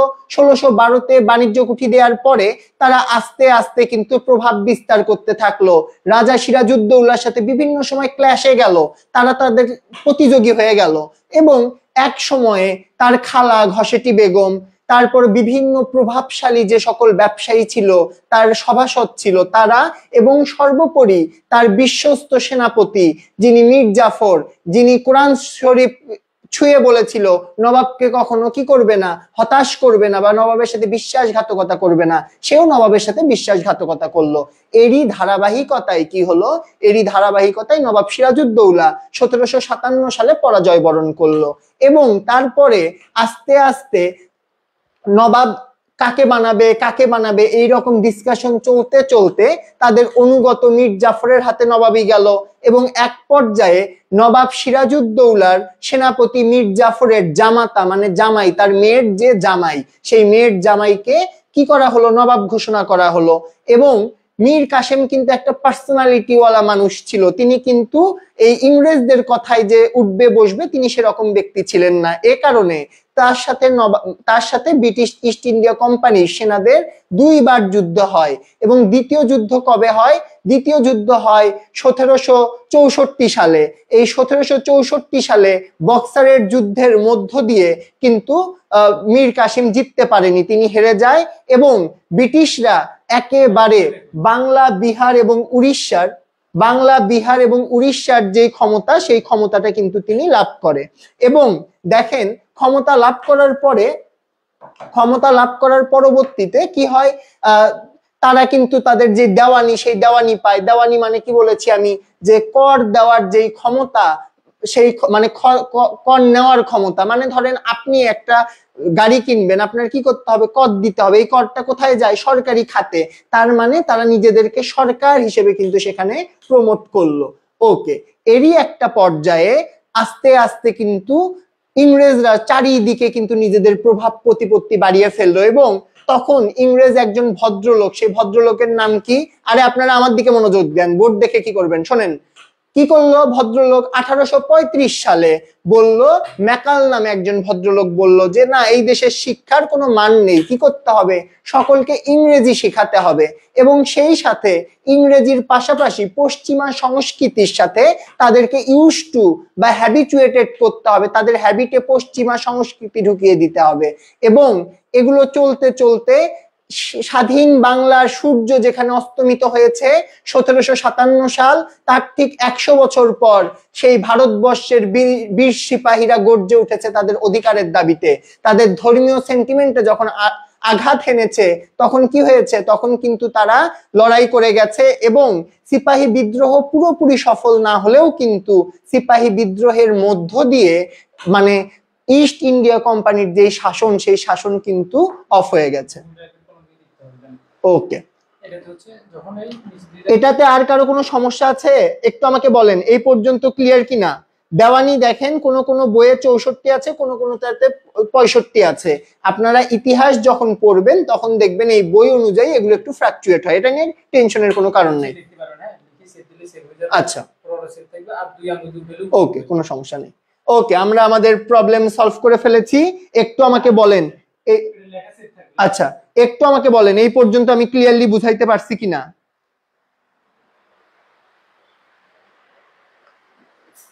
হ্যাঁ ঋতু, আমি তো তোমার ভাইয়ের মতোই, তো ভাইয়ের দিকে মনোযোগ থাকতেই পারে, কোনো সমস্যা নেই। ওকে, একটু আমাকে বলেন যে এই পর্যন্ত ক্লিয়ার কিনা, যদি ক্লিয়ার হয় আমি পরের কনসেপ্টে যাব। একটু ক্লিয়ার করেন, ঠিক আছে, একটু আমাকে বলেন এই পর্যন্ত ক্লিয়ার কিনা।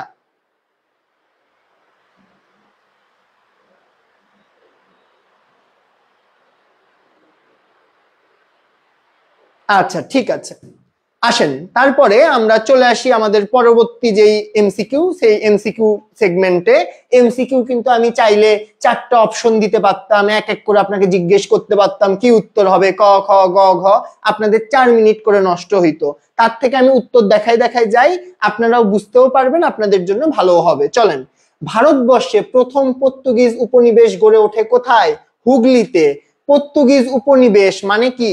পর্তুগিজ উপনিবেশ মানে একটু আগেই পড়াইছিলাম, পর্তুগাল এই ভারতবর্ষের হুগলি জেলাতে নিজেদের রাজত্ব কায়েম করেছিল। সেই জেলার মানুষদেরকে তারা বিভিন্নভাবে শাসন করত, সেই জেলার সম্পদকে তারা ব্যবহার করত। এই জন্য ক্লাসের শুরুতেই উপনিবেশ বুঝাইছি। ওকে, তারপরে চলে আসেন, ডাচ ইস্ট ইন্ডিয়া কোম্পানি প্রতিষ্ঠিত হয় 1602 সালে। তাইলে ইস্ট ইন্ডিয়া কোম্পানি প্রতিষ্ঠিত হয় 1600 এবং ডাচ ইস্ট ইন্ডিয়া কোম্পানি গঠিত হয় 1602 সালে, মানে ডাচরা 2 বছর পিছনে। জাস্ট এইটুকু মনে রেখে আপনারা মনে রাখবেন। এবং আপনাদের এত সাল, এত ঘটনা, এগুলো যদি আপনারা সিকোয়েন্স দিয়ে মনে না রাখেন ভাইয়া আপু, তাহলে কিন্তু আসলে আপনারা খুব ভুল করবেন, এবং পরীক্ষায় এত পড়বেন, পরীক্ষায় যেয়ে দেখবেন মনে থাকতেছে না। ওকে,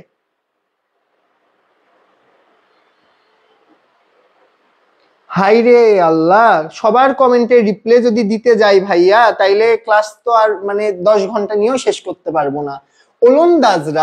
ওলন্দাজরা ইংরেজের কাছে পরাজিত হয় কি যুদ্ধে? বিদারার যুদ্ধে। কিছু কিছু ইনফরমেশন জাস্ট মুখস্থ করবেন, যেগুলো বোঝার মতো কঠিন। আমি প্রত্যেকটা আপনাদের এত সহজ সহজ ছন্দে মুখস্থ করাবো, আপনাদের কোনো পেইনই লাগবে না ইনশাল্লাহ। ভাইয়ার উপর ভরসা রাখেন আর মনোযোগ দিয়ে ক্লাস করেন, দ্যাটস ইট।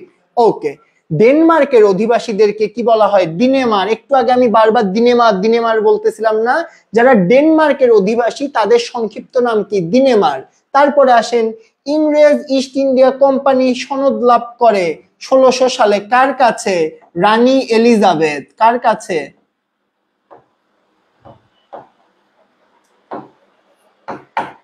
Rani Elizabeth. কোন জায়গায় জ আছে, ঠিক আছে? এই বানান টানান গুলো বই অনুযায়ী, পাবলিকেশন অনুযায়ী চেঞ্জেবল। ইংরেজ শক্তির কেন্দ্রবিন্দু ছিল কি? ফোর্ট উইলিয়াম দুর্গ। ফোর্ট উইলিয়াম দুর্গ কোথায় অবস্থিত? কলকাতায়। ফোর্ট উইলিয়াম দুর্গ কোথায় অবস্থিত? কলকাতায়। এখন আমি আপনাদের সাথে যেটা শেয়ার করব সেটা আপনাদের খ নাম্বারে পরীক্ষায় অবশ্যই অবশ্যই অবশ্যই আসবে, একটু লিখে নেন।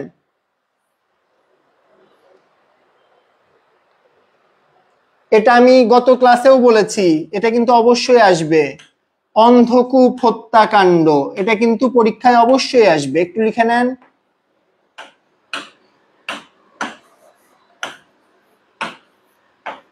আমার লেখা কি বুঝতে পারেন? সমস্যা হলে আমাকে বলবেন। একটু আমাকে বলেন অন্ধকূপ হত্যাকাণ্ড।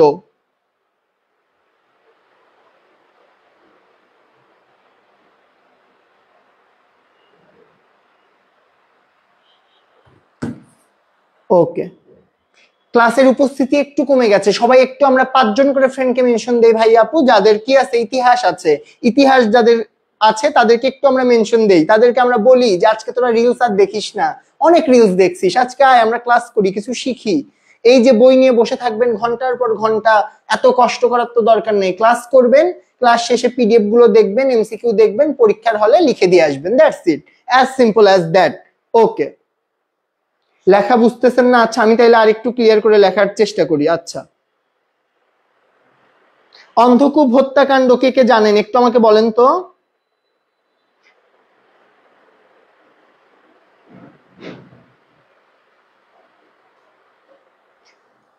দেখেন কি হয়েছিল, আরেকটা গল্প, চলেন আমরা আজকে খালি গল্পে গল্পেই শিখবো। দেখেন কি হয়েছিল, ইংরেজরা সব সময় নবাব সিরাজউদ্দৌলা যেহেতু নতুন ক্ষমতায় বসেছে, খুব কম বয়সে তার তিনি যখন ক্ষমতায় বসলেন, তার দাদা নবাব আলীবর্দী খাঁ। আচ্ছা এর আগে আপনাদের আরেকটা গল্প শোনাই, আজকে পুরা ক্লাস খালি গল্প শোনাবো, কিন্তু দেখবেন এই গল্পের মধ্য দিয়ে কেমনে কেমনে জানি আপনার পড়া হয়ে গেছে। নবাব সিরাজউদ্দৌলার দাদা না নানা, ঠিক আছে, কি নাম? আলীবর্দী খাঁ।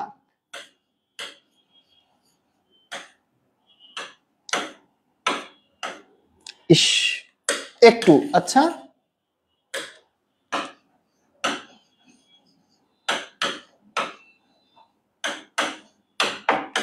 নবাব আলীবর্দী খাঁয়ের 3 জন মেয়ে ছিল।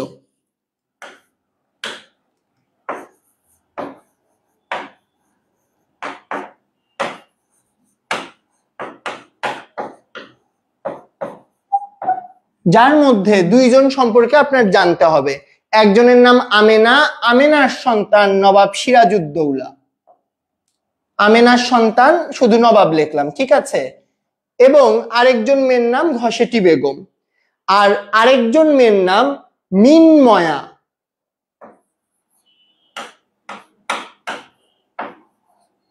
কোন কোন বইয়ে আপনারা পাবেন মুনময়া। এখন এনার একজন সন্তান ছিল শওকত জং, কি নাম? শওকত জং, শওকত জং। এখন আসেন এদের পরিবারের একটু ঝামেলা, পারিবারিক আন্টির মতো তাদের পরিবারে কি নিয়ে অশান্তি সেটা নিয়ে আমরা একটু গল্প করি। নবাব আলীবর্দী খাঁ তিনি কি ছিলেন? নবাব ছিলেন, এবং নবাবের মৃত্যুর পরে নবাবের কোনো ছেলে থাকলে সেই ছেলে, কিংবা ছেলে না থাকলে তার নাতি, তারা কি হয়? তারা নবাব হয়। এখন নবাব আলীবর্দী খাঁয়ের 3 জন মেয়ে, আমিনা, মিনময়া বা মিনময়া, আরেকজনকে ঘসেটি বেগম। এখন নবাব আলীবর্দী খাঁ সিরাজউদ্দৌলাকে সবসময় বেশি পছন্দ করত, এই জন্য কে বঞ্চিত হতো? শওকত জং বঞ্চিত হতো, এবং এই ঘসেটি বেগম শওকত জংকে পালক পুত্র বা পালিত পুত্র হিসেবে নেয়। এবং স্টার জলসা কে কে দেখেন বলেন? না দেখলেও কাহিনীগুলা জানেন যে একজনকে বেশি ভালোবাসে, আরেকজন হিংসা করে, বিভিন্ন ষড়যন্ত্র করে, সেই জিনিসটা এখানে ঘটছে। কি ঘটছে?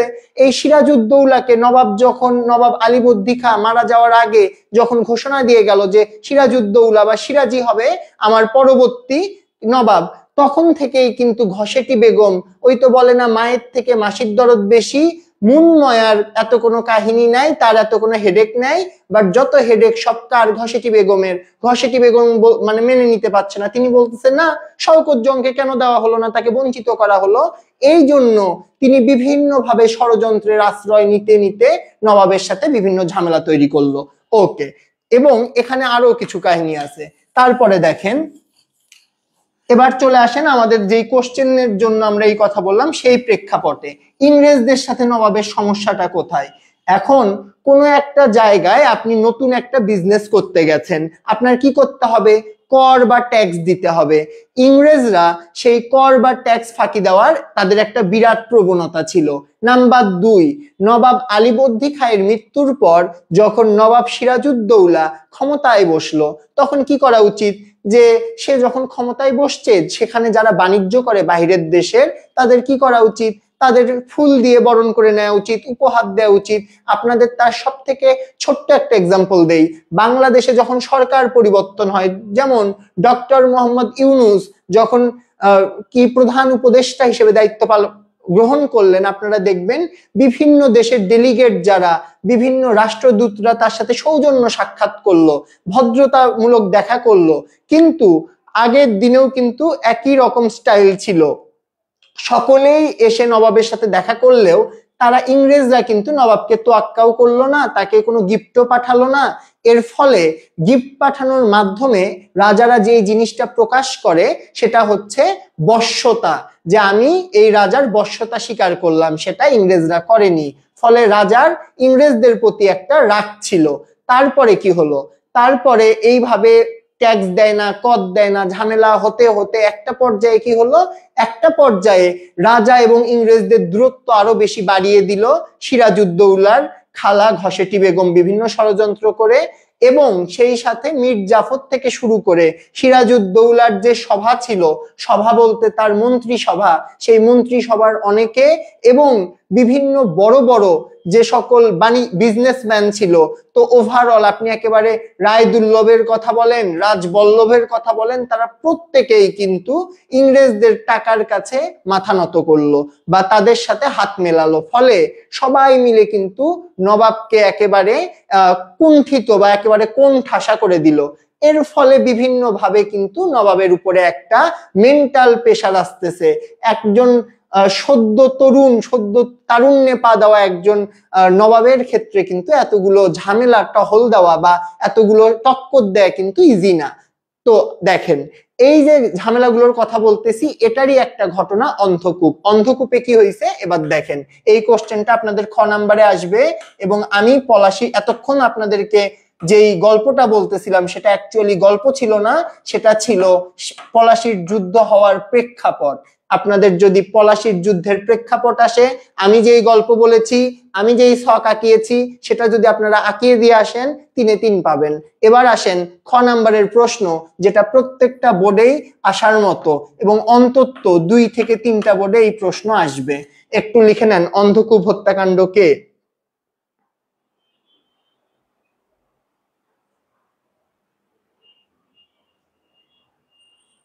একটু আমাকে বলেন এই পর্যন্ত বুঝছেন কিনা, এই পর্যন্ত ক্লিয়ার কিনা একটু আমাকে বলেন, তারপরে আমি পরেরটা বলবো। এই পর্যন্ত ক্লিয়ার হলে একটু ক্লিয়ার বলেন।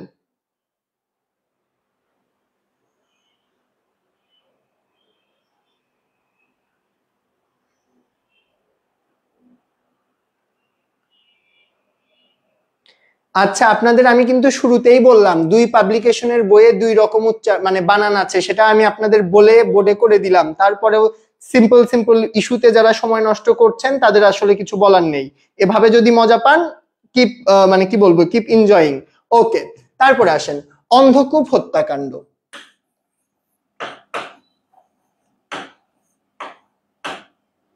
নবাবের কিছু সংখ্যক অর্থ আত্মসাৎ করে একজন ব্যক্তি কি করলো?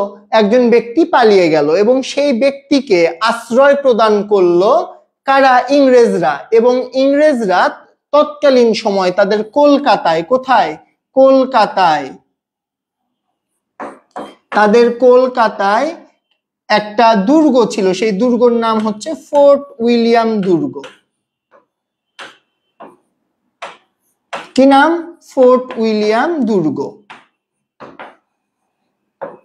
এই ফোর্ট উইলিয়াম দুর্গে আশ্রয় দিল। এটা যখন নবাব জানতে পারলো যে একজন আমার অর্থ আত্মসাৎ করে পালিয়ে গেছে, আমি তাকে বিচারের মাধ্যমে দণ্ড দিয়েছি, কিন্তু নৌকা যোগে তাকে পালিয়ে নিয়ে যাওয়া হলো কলকাতায়, তখন কিন্তু নবাব খুবই বেশি মানে কি বলবো রাগান্বিত হয়ে গেল এবং প্রায় 50,000 কত প্রায় 50,000 কতজন লিখে নেন একটু 50,000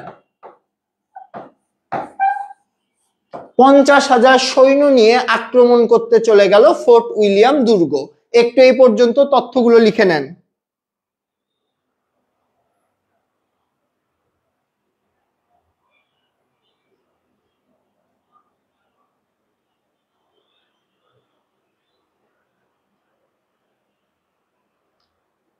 আচ্ছা একটু লিখে নেন, লিখে নেওয়া হলে একটু আমাকে বলেন।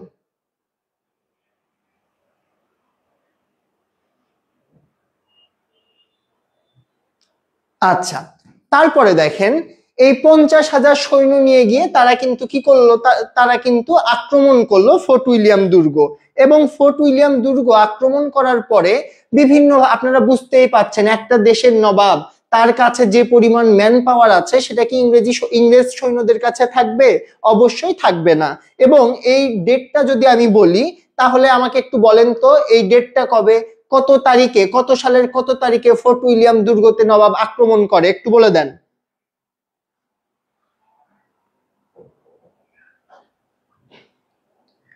দেখেন 20 জুন 1756 সালে নবাব সিরাজউদ্দৌলার নেতৃত্বে কিন্তু ফোর্ট উইলিয়াম দুর্গ আক্রমণ করা হয়। এই প্রত্যেকটা তথ্য কিন্তু এমসিকিউ এবং এটা আপনাদের খ নাম্বার সৃজনশীলের জন্য খুবই গুরুত্বপূর্ণ।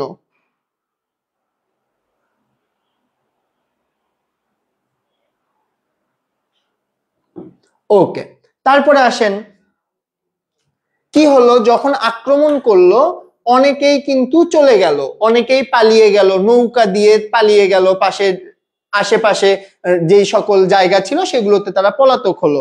কিন্তু 146 কোন বইয়ে আছে 147 জন একটা ঘরে অন্ধকার ঘরে আটকে পড়লো। এবং এই যে অন্ধকার ঘরে আটকে পড়লো এখন হলওয়েল নামক একজন যিনি দায়িত্বপ্রাপ্ত ছিল তিনি একটা মিথ্যা সংবাদ প্রচার করলো যে নবাব সিরাজউদ্দৌলা এই 146 জন বন্দীকে হত্যা করেছে। এই অন্ধকার ঘরে বা অন্ধকার কূপে ফোর্ট উইলিয়াম দুর্গের অন্ধকার কূপে ব্রিটিশ 146 জন সৈন্যকে হত্যা করার যে মিথ্যা খবর বা সংবাদ চারিদিকে ছড়িয়ে দেয়া হলো এবং একটা পত্রের মাধ্যমে ব্রিটিশ সরকারকে জানানো হলো, এটাকেই বলা হয় অন্ধকূপের হত্যাকাণ্ড। এবং এটা কোথায় হয়? ফোর্ট উইলিয়াম দুর্গে। এবং যখন নবাব এই ফোর্ট উইলিয়াম দুর্গটা মানে জয় করলো এবং এই স্থানটা ছিল কলকাতায়, তখন তিনি কলকাতার নাম পরিবর্তন করে তার নানার স্মরণে সেই জায়গার নাম দিল আলীগড়। এবং এই সংখ্যাগুলো এবং এই নামগুলো ফ্লাকচুয়েট হয় না। আপনারা যখন আরেকটু বড় হবেন ইউনিভার্সিটিতে আসবেন আপনারা দেখবেন অনেকগুলো বইয়ে আপনারা অনেক নাম, অনেক নাম্বার, অনেক রেফারেন্স আপনারা পাচ্ছেন। তো তখন জিনিসগুলো আপনারা আরেকটু ভালো করে বুঝতে পারবেন। একটু আমাকে বলেন এইটুকু ক্লিয়ার কিনা? যারা যারা ক্লাসের পিডিএফ এর চিন্তা করছেন তারা ক্লাসটা একটু শেয়ার করে শেয়ার ডান লেখেন, ক্লাস শেষে আপনারা কিন্তু পিডিএফ গুলো পেয়ে যাবেন।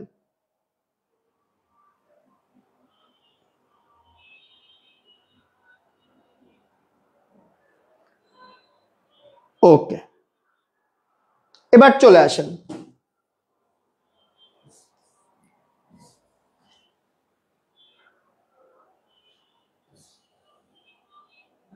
এবার আমরা বক্সারের যুদ্ধ থেকে কিন্তু কোশ্চেন আসে এবং এটাতে আপনাদের অনেকেরই সমস্যা। চলেন আমরা একটু বক্সারের যুদ্ধটা দেখি। পলাশির যুদ্ধে ইংরেজদের সহায়তার পুরস্কার হিসেবে বাংলার সিংহাসন লাভ করেন কে? মির্জাফর। মির্জাফর কে ছিল? নবাবের সেনাপতি। শাহ আলম কে ছিল? দিল্লির সম্রাট। মীর কাসিম একক পদের স্বীকৃতি লাভ করে শাহ আলমের কাছ থেকে। কার কাছে? শাহ আলমের কাছ থেকে। শাহ আলম ছিল দিল্লির সম্রাট, এই জন্য একটা পদের স্বীকৃতি দেয় কে? শাহ আলম। কাকে দেয়? মীর কাসিম। মীর কাসিম আবার কে? মির্জাফরের জামাই বা জামাতা। তারপরে আসেন, বক্সারের যুদ্ধে ইংরেজ বাহিনীর নেতৃত্ব দেয় মেজর মনরো। কি নাম? Major Munro. মীর জাফরকে মুর্শিদাবাদের মসনদ বা সিংহাসনে বসায় মেজর অ্যাডামস। কি নাম? Major Adams. আর মেজর মনরো কি করে? বক্সারের যুদ্ধে ইংরেজ বাহিনীর নেতৃত্ব দেয়। বক্সারের যুদ্ধে কে জেতে? ইংরেজরা, একটু আগেই বলেছি, এবং এতে ইংরেজদের মর্যাদা বেড়ে যায়। এবং যখন বক্সারের যুদ্ধে যেতে ইংরেজরা আবার মীর জাফরকে দ্বিতীয়বার নবাব পদে বসায় কবে? 1763 সালে। চলে আসেন তারপরে,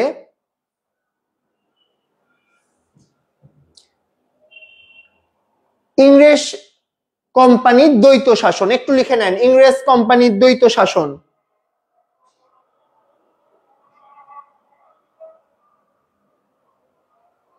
আপনারা উত্তর দিবেন বই অনুযায়ী, আপনারা বই অনুযায়ী উত্তর দিবেন। আমি আপনাদের সিকোয়েন্সটা বুঝাই দিচ্ছি, সিকোয়েন্সটা আপনারা বোঝেন আর উত্তর আপনারা বইয়ের মতো দিন, সেটা কোনো সমস্যা নেই।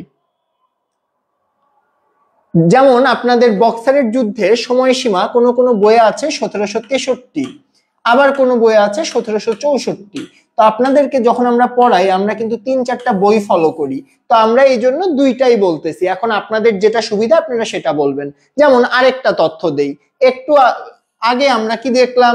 অন্ধকূপ হত্যাকাণ্ডে 146 জন আটকের মধ্যে হলওয়েল কোন কোন জায়গায় বলা আছে 146 জনকে হত্যা করেছে, আবার কোন কোন জায়গায় 123 আছে, কোথাও কোথাও 147 আছে।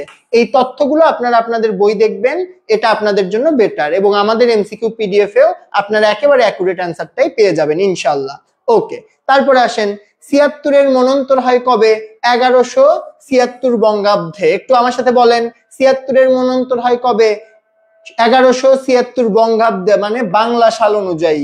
আর দুর্ভিক্ষ দেখা যায় 1770। বাংলায় দুর্ভিক্ষ দেখা যায় কবে? 1770, এটা ইংরেজি সাল। আরেকটা জিনিস দেখেন, এই 76-এর মন্বন্তরে মোট জনসংখ্যার প্রায় 1/3 মারা যায়। তার মানে তখনকার মোট জনসংখ্যা ধরা হয় 3 কোটি এবং মারা যায় প্রায় 1 কোটি। লিখে নেন, মারা যায় কত? 76-এর মন্বন্তরে মারা যায় প্রায় 1 কোটি। লেখা হলে একটু বলতে হবে।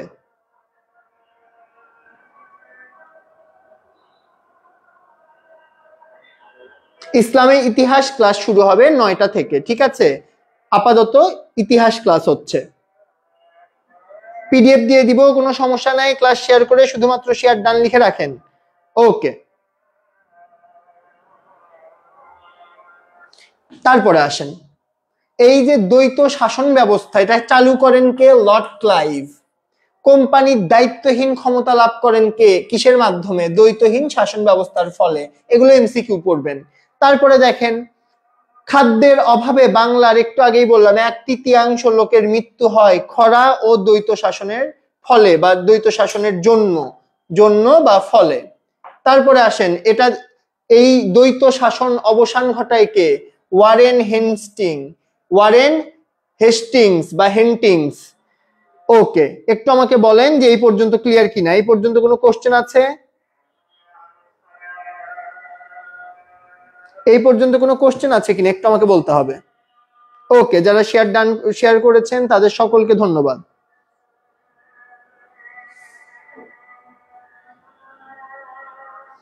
ওকে, চলে আসেন, আমরা চলে আসলাম ইতিহাস প্রথম পত্রের 3য় অধ্যায়, ইংরেজ উপনিবেশিক বা ঔপনিবেশিক শাসন, ব্রিটিশ আমল। আমরা জানি যে ইংরেজরা কত বছর এদেশ শাসন করেছে?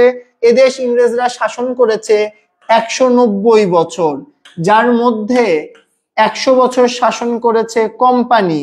কারা করেছে? কোম্পানি। আর ব্রিটিশ শাসক বা রানী এলিজাবেথের নেতৃত্বে ব্রিটিশ গভর্নমেন্ট করেছে 90 বছর। কোম্পানি করেছে 100 আর ব্রিটিশ গভর্নমেন্ট করেছে 90। সিপাহী বিদ্রোহের কথা বলেছিলাম, সিপাহী বিদ্রোহ কবে হয়েছিল বলেন? সিপাহী বিদ্রোহ কবে ঘটেছিল বলেন?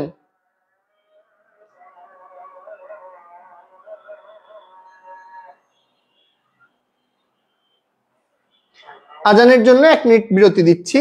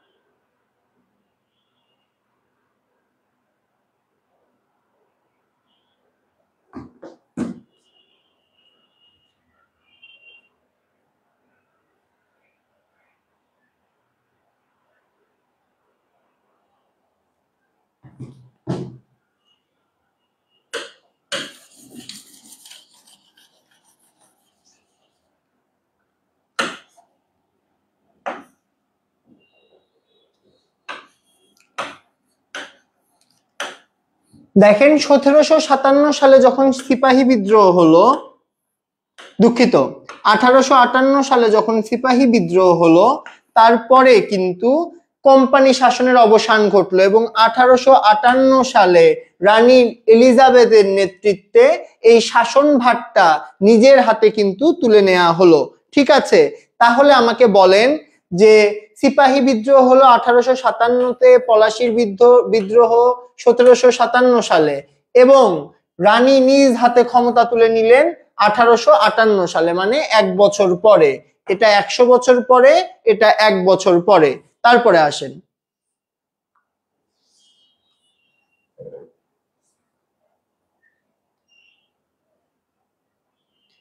ভারতে ব্রিটিশ সরকারের শাসন শুরু হয় কবে বলেছি, একটু আগেই বললাম 1858-তে রানী এলিজাবেথ নিজের হাতে ক্ষমতা গ্রহণ করেন। মহারানী ভিক্টোরিয়া ভারতে কোম্পানি শাসনের অবসান ঘটায়। আচ্ছা, 1858-তে সত্য বিলোপ নীতি বাতিল করা হয় কার সময়? এটা কিন্তু এমসিকিউ আসে। সত্য বিলোপ নীতি কার সময় বাতিল করা হয়? মহারানী ভিক্টোরিয়ার সময়। ওকে, খুবই ইম্পর্টেন্ট এমসিকিউ প্লাস আপনাদের সৃজনশীলের ক নাম্বার কি? মহারানী ভিক্টোরিয়া প্রথম ভাইসরয় নিযুক্ত করেন কাকে? লর্ড ক্যানিংকে। তিনি কি করতেন? তিনি একজনকে ভাইসরয় হিসেবে কোথায় পাঠাতেন? এই ভারতবর্ষে পাঠাতেন, এবং তারা শাসন ব্যবস্থা পরিচালনা করেছে। এবং প্রথম 100 বছরে কোম্পানি কিন্তু যেভাবে শোষণ নির্যাতন করেছে, দ্বিতীয় অংশে কিন্তু সেটা অনেকাংশেই কমে গেছে, এবং এদেশের অবকাঠামোগত বিভিন্ন উন্নয়নে কিন্তু তখন তারা কাজ করেছে। ভারতের সর্বশেষ গভর্নর জেনারেল কে? লর্ড মাউন্ট ব্যাটেন ভারতের সর্বশেষ ভারতের গভর্নর জেনারেল। এই দুইটা একটু লিখে নেন। ওকে, তারপরে আসেন, এরপরে দেখেন আমরা কি দেখব যে বিভিন্ন সময় বিভিন্ন লর্ড এসেছিল। তো এই লর্ডরা আসার সময় কি হয়? লর্ডরা এসে কি কি কাজ করেছে এই জিনিসগুলো থাকে, মানে এই জিনিসগুলো আপনাদের পরীক্ষায় থাকে। এবং কেমনে প্রশ্ন আসে আমি সেটা আপনাদের একটু বলি। ধরেন আপনাদের একটা সৃজনশীল দিল, কোনো একজন রেল লাইন বা যোগাযোগে উন্নয়ন করেছে। তো আপনার একটা সৃজনশীল প্রশ্ন এরকম করে আসলো যে, আচ্ছা আমি আপনাদের একটা সৃজনশীল আগে দেখাই, তাহলে আপনাদের জন্য এটা আমার মনে হয় আরেকটু ইজি হবে। আচ্ছা, ধরেন আপনাদের একটা সৃজনশীল এরকম আসলো যে একজন ব্যক্তি একটা জায়গায় শাসন ভার পায়, তিনি শাসনের ভার গ্রহণ করার পরে কি করে? সেই জায়গায় এই উন্নয়ন করে। এখন আপনার গ নাম্বারের প্রশ্নে ধরেন থাকলো যে এই ব্যক্তির সাথে ব্রিটিশ আমলে কোন লর্ডের বা কোন লর্ড বয়ের কি ছিল? মিল ছিল। তো এই ধরনের কোশ্চেন কিন্তু আপনাদের পরীক্ষায় আসবে, এবং আপনাদের কি করতে হবে? আপনাদের রিলেট করতে হবে। তো যারা রিলেট করতে পারবেন তারা পরীক্ষায় ভালো করবেন। ওকে, কে বলে থার্ড চ্যাপ্টার পরীক্ষায় নাই? এটা কে বললো?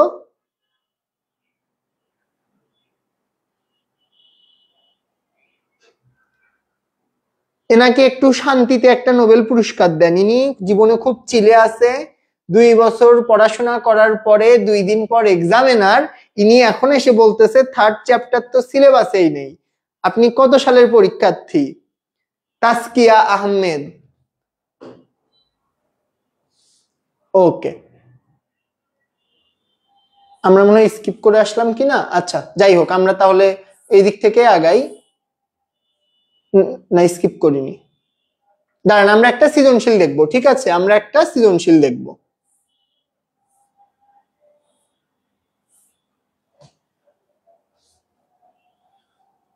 এখানে দেখেন, আমরা সরাইতে দেখে নেই যে কোন কোন টপিকটা আপনার পড়া একটু গুরুত্বপূর্ণ বা একবার আপনার দেখে নেওয়া উচিত।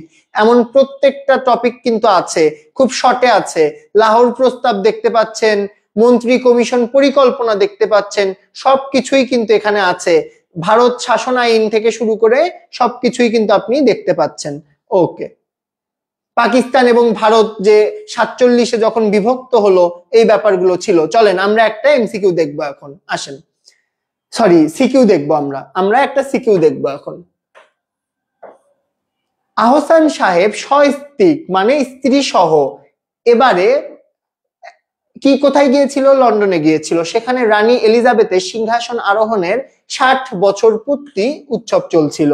বিভিন্ন রাজপ্রাসাদ জনগণকে দেখার জন্য উন্মুক্ত করে দেওয়া হয়েছিল। বিভিন্ন সময়ে যেসব রাজা রানী শাসন করেছিলেন তাদের ছবি, আবক্ষ মূর্তি মানে তাদের প্রতিরূপ একটা মূর্তি, তাদের মতো মূর্তি, তাদের কীর্তি জনগণের সামনে তুলে ধরা হয়েছিল। আহসান সাহেবের স্ত্রী জিজ্ঞেস করলেন, মহারানী ভিক্টোরিয়া কি জন্য ভারতবাসীর নিকট স্মরণীয়, বা ভারতবাসী তাকে কেন মনে রাখবে? আহসান সাহেব বলল, 1858 সালে এক রাজকীয় ঘোষণা বলে ইস্ট ইন্ডিয়া কোম্পানির শাসনের অবসান ঘটিয়ে ভারতবর্ষে শাসনভার ব্রিটিশ রানী স্বহস্তে মানে নিজের হাতে গ্রহণ করেন। এখন এই উদ্দীপকটা আপনারা পড়লেন। এখন দেখেন আপনাদের কি টাইপের প্রশ্ন পরীক্ষায় আসতে পারে।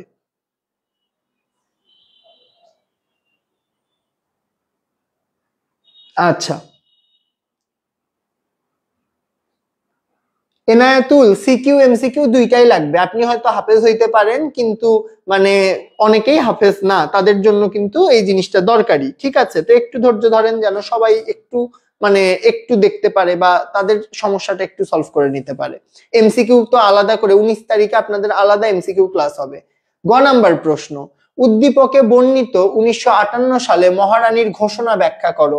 এখন মহারানী কি ঘোষণা করছে সেটা ব্যাখ্যা করতে বলছে। চলেন, 1858 সালে বা খ্রিস্টাব্দে এক রাজকীয় ঘোষণায় মহারানী ভিক্টোরিয়া ভারতে কোম্পানি শাসনের বিলুপ্তি ঘোষণা করে ভারতের ভার স্বহস্তে বা নিজের হাতে গ্রহণ করেন।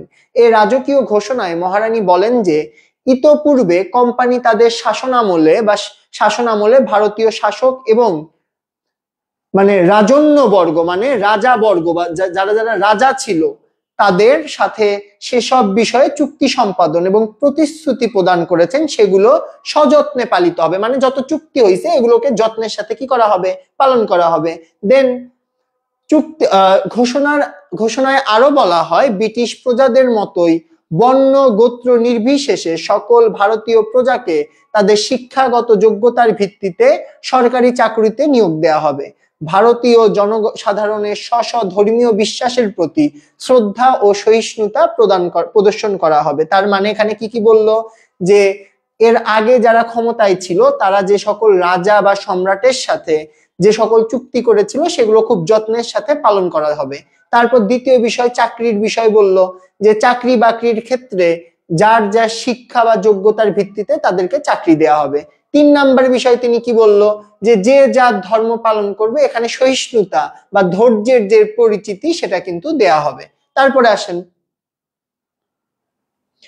মহাবিদ্রোহের সময় যারা ব্রিটিশ নন নারীকে হত্যার দায়ে অভিযুক্ত করা হয়নি এবং যারা এখনো ব্রিটিশ সরকারের বিরুদ্ধে অস্ত্র ধারণ করেছেন তাদের সকলের প্রতি রাজকীয় ক্ষমা প্রদর্শন করা হবে। উক্ত ঘোষণায় ভারতীয়দের কল্যাণ এবং উন্নয়নের দৃঢ় অঙ্গীকার ব্যক্ত করে বলা হয় যে ভারতের জনগণের উন্নতি সরকারের শক্তি বৃদ্ধি। এখন এখানে কি বুঝাইছে? এই যে ধরেন ব্রিটিশ ইস্ট ইন্ডিয়া কোম্পানির শাসনের অবসান যে ঘটলো, সিপাহী বিদ্রোহ হইলো, একটা মহাবিদ্রোহ হলো, এরপরে রানী তার ঘোষণাপত্রে ঘোষণা দিলেন যে যারা কোনো হত্যাকাণ্ডের সাথে জড়িত না, যারা হত্যাকাণ্ডের সাথে জড়িত তাদের কিন্তু বিচার হবে, কিন্তু যারা কোনো হত্যাকাণ্ডের সাথে জড়িত না কিন্তু আন্দোলন করেছে বা ব্রিটিশদের বিরুদ্ধে অস্ত্র ধরেছে তাদের প্রতি সাধারণ রাজকীয় ক্ষমা ঘোষণা করা হবে। একবারে তাদেরকে কি করে দেওয়া হবে? ক্ষমা করে দেওয়া হবে। তারপরে বলছে যে এই ভারতীয়দের যে শক্তি, সে এই দেশের মানুষের যদি উন্নতি হয় সেটাই কিন্তু সরকারের শক্তি বৃদ্ধি করবে। ভারতীয়দের পরিতৃপ্তি ব্রিটিশ সরকারের নিরাপত্তা, ভারতীয়রা যদি তৃপ্ত হয় বা খুশি হয় সেটাই ব্রিটিশ সরকারকে কি দিবে? নিরাপত্তা দিবে। তাদের কৃতজ্ঞতাই ব্রিটিশ সরকারের জন্য শ্রেষ্ঠ বলে বিবেচিত হবে। অর্থাৎ এখন তিনি নতুন করে যখন ক্ষমতা গ্রহণ করলেন, তিনি যারা অপরাধী না তাদেরকে নির্বিশেষে ক্ষমা করে দেওয়ার একটা দৃষ্টান্ত দেখাইলেন। তো এই ঘোষণাপত্র আসলে কে কে পারবেন একটু বলেন?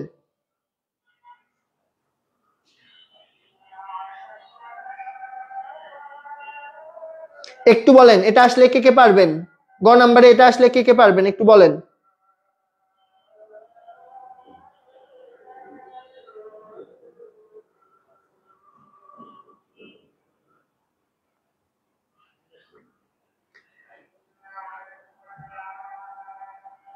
ওকে, আচ্ছা তারপরে আসেন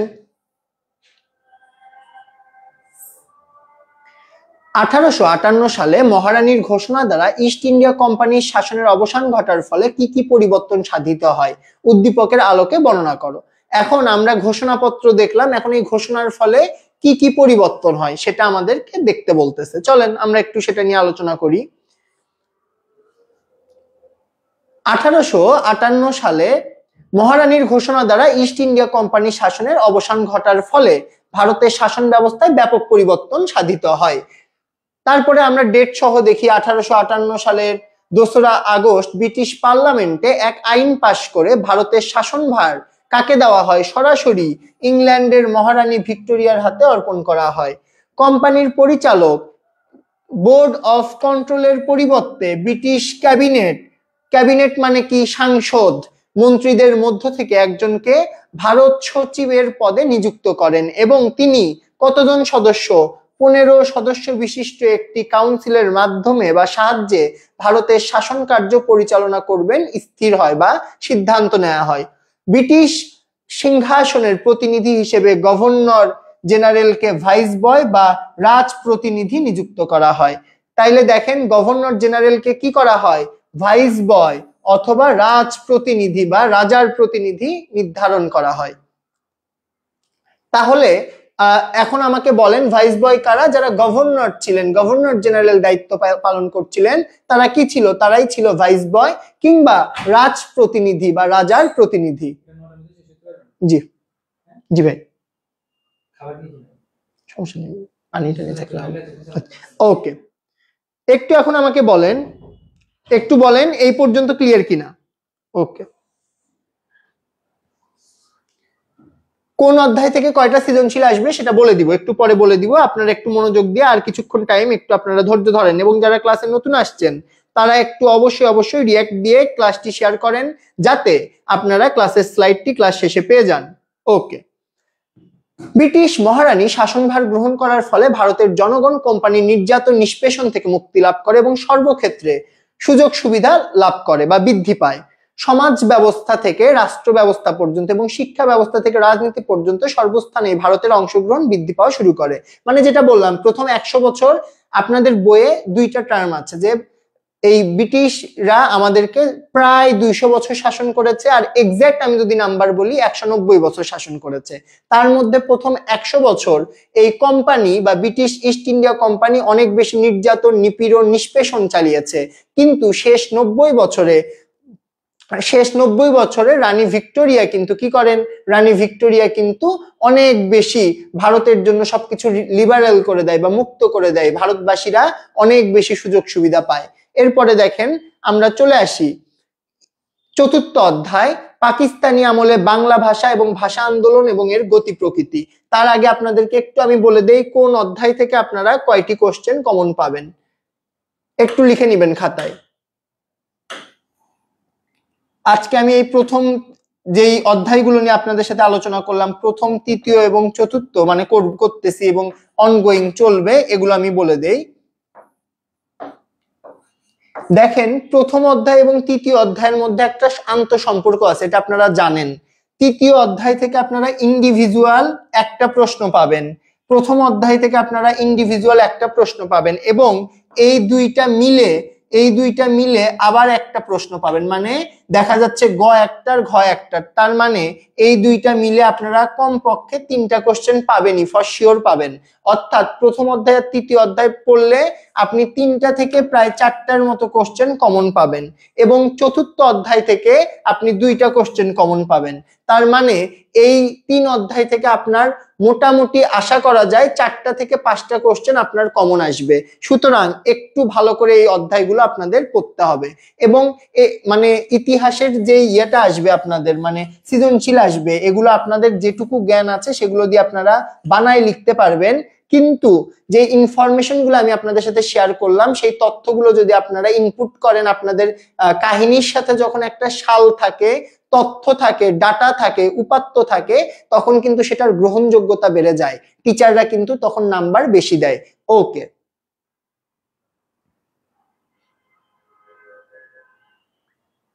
ওকে, চৈত্র আছে, আমিও আমার বাচ্চা একসাথে ক্লাস করি। আচ্ছা করেন, কোনো সমস্যা নেই।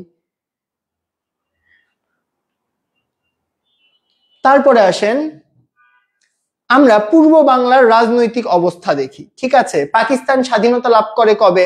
1947 সালে। 1947 সালে যখন ভারতবর্ষকে ভাগ করা হয়, তখন কিন্তু ধর্মের ভিত্তিতেই, এক প্রকার ধর্মের ভিত্তিতেই মুসলিমরা যেখানে বসবাস করত সেটাকে পাকিস্তান, তারপর হিন্দুদের যেখানে বসবাস করত সেটাকে ভারত, এইরকম একটা সেপারেশন করে। এবং আমাদের এই অঞ্চলেও মুসলিমদের আধিক্য থাকায় আমাদেরকেও পাকিস্তানের একটা অংশ হিসেবে গণ্য করা হয়।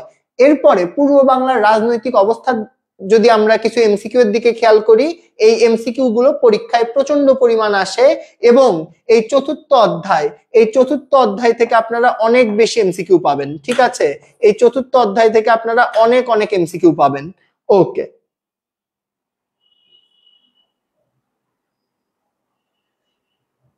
আচ্ছা, পাকিস্তান স্বাধীনতা লাভ করে কবে? 14ই আগস্ট, জানেন 1947 সালের 14ই আগস্ট। ভারত কবে স্বাধীনতা লাভ করে? একটু কমেন্ট করে বলে দেন। অবিভক্ত এই বাংলার, এখন যেমন পূর্ব বাংলা আছে, মানে পূর্ব বাংলা বলতে বুঝাচ্ছি বাংলাদেশ আছে, তারপরে পশ্চিমবঙ্গে বাঙালিরা আছে, এই যে বাংলা, উড়িষ্যা, এগুলো যখন একত্রিত ছিল তখন সেটাকে আমরা বলতাম অবিভক্ত। মানে বিভক্ত মানে ভাগ হওয়া, আর অবিভক্ত মানে যেটা ভাগ হয়নি। অবিভক্ত বাংলার প্রধানমন্ত্রী কে ছিলেন? হোসেন শহীদ সোহরাওয়ার্দী। অবিভক্ত বাংলার প্রথম, মানে বাংলার প্রধানমন্ত্রী কে ছিলেন? হোসেন শহীদ সোহরাওয়ার্দী। ওকে, তারপরে আসেন,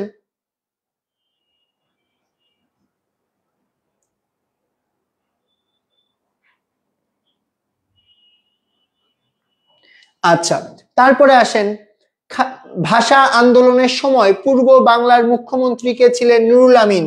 তৃতীয় অধ্যায় এবং চতুর্থ অধ্যায় আমি জাস্ট একটু মেকআপ করে দিয়ে কি কি পড়বেন কই থেকে আমি সব বলে দিব, একটু ধৈর্য ধরেন। ওকে, পূর্ব বাংলার প্রথম গভর্নর ছিলেন স্যার ফ্রেডরিক বোর্ন। এই যে ইনফরমেশন গুলো পিডিএফ পাওয়ার পর অবশ্যই খুব ভালো করে পড়বেন।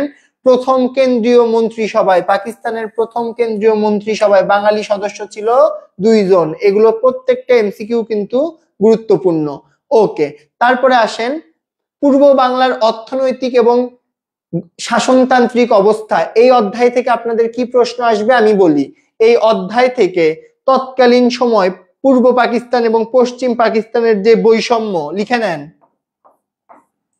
যেটার উত্তর অনেকাংশে এখান থেকেই করতে পারবেন। লিখে নেন, পূর্ব পাকিস্তান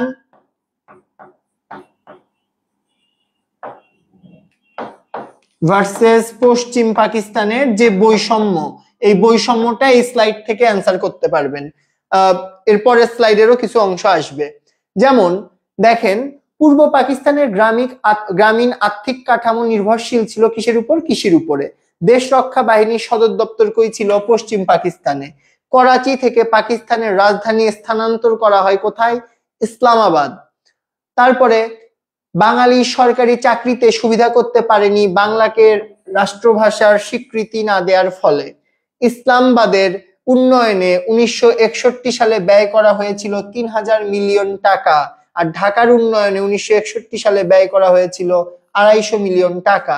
এই যে দুই লাইন, এই দুই লাইন থেকে আপনাদের পূর্ব পাকিস্তানের বৈষম্য এবং পশ্চিম পাকিস্তানের বৈষম্য ডিফাইন করতে হবে। আরো কি কি তথ্য দিবেন আমি বলে দেই।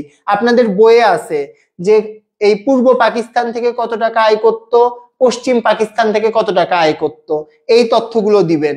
কিন্তু যখন উন্নয়ন বা বরাদ্দ ছিল তখন কোন অংশে কত টাকা ব্যয় করা হতো, চাকরি ক্ষেত্রে কি কি বৈষম্য করা হতো, এই যে ব্যাপারগুলো, এগুলো যদি লেখেন তাইলে কিন্তু এই কোশ্চেনটা আপনি পেয়ে যাবেন। এটা আপনাদের সৃজনশীল প্রশ্নে গ নাম্বারে আসবে। পূর্ব পাকিস্তান ভার্সেস পশ্চিম পাকিস্তানের যে বৈষম্য, এটা উদ্দীপকের মাধ্যমে কিন্তু প্রকাশ করবে।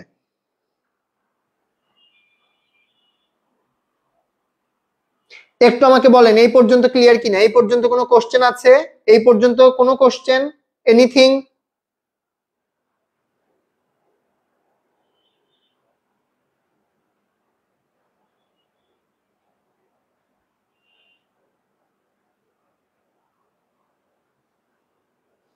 আচ্ছা, তারপরে আসেন ভাষা আন্দোলনের কথা যদি আমরা বলি, ভাষা আন্দোলনের সময় কি হয়েছিল? বাংলায় কথা বলতো পাকিস্তানের মোট জনসংখ্যার 56%। বুঝতেই পাচ্ছেন একটা হিউজ পরিমাণ মানুষ, কিন্তু উর্দু এবং শুধু উর্দুই হবে পাকিস্তানের রাষ্ট্রভাষা, এই উক্তিটিকে দেয় মোহাম্মদ আলী জিন্নাহ দেয়। তারপরে এই উক্তিগুলো নিয়ে বা বাংলাকে অবহেলা করার জন্য বিভিন্ন ভাবে কিন্তু প্রতিরোধ বা প্রতিকার গড়ে ওঠে। রাষ্ট্রভাষা সংগ্রাম পরিষদ গঠিত হয় 1947 সালে। কবে? 1947 সালে। ভাষা আন্দোলনের প্রথম সংগঠনের নাম তমুদ্দুন মজলিস, এবং কোন কোন জায়গায় বা আপনাদের কোন কোন বইয়ে তমুদ্দিন মজলিস আছে, তমুদ্দিন মজলিস। ওকে, তারপরে আসেন তমুদ্দুন মজলিসের প্রতিষ্ঠাতা অধ্যাপক আবুল কাশেম ঢাকা বিশ্ববিদ্যালয়ের একজন প্রফেসর ছিল। সর্বপ্রথম শহীদ দিবস পালিত হয় কবে? 1953 সালে। একটু লিখে নেন, সর্বপ্রথম শহীদ দিবস পালিত হয় কত সালে? 1953 সালে। খুবই ইম্পর্টেন্ট একটা এমসিকিউ। হ্যাঁ প্রমি বলেন, কি সমস্যা? তৌহিদ বলেছেন গোপালগঞ্জ যেই মিলে। আচ্ছা, আপনারা গোপালগঞ্জ, শেখ হাসিনা, শেখ মুজিবুর রহমান এই আলোচনাগুলো থেকে একটু বের হয়ে আসেন। রুহানি কি প্রশ্ন করেছেন? আপনাদের সবার যদি কোশ্চেন করি তাহলে তো আসলে ক্লাস নেওয়া সম্ভব না। 2700টা কমেন্ট, 2700টা কমেন্ট আমি কিভাবে পড়বো 1 ঘন্টায় বলেন?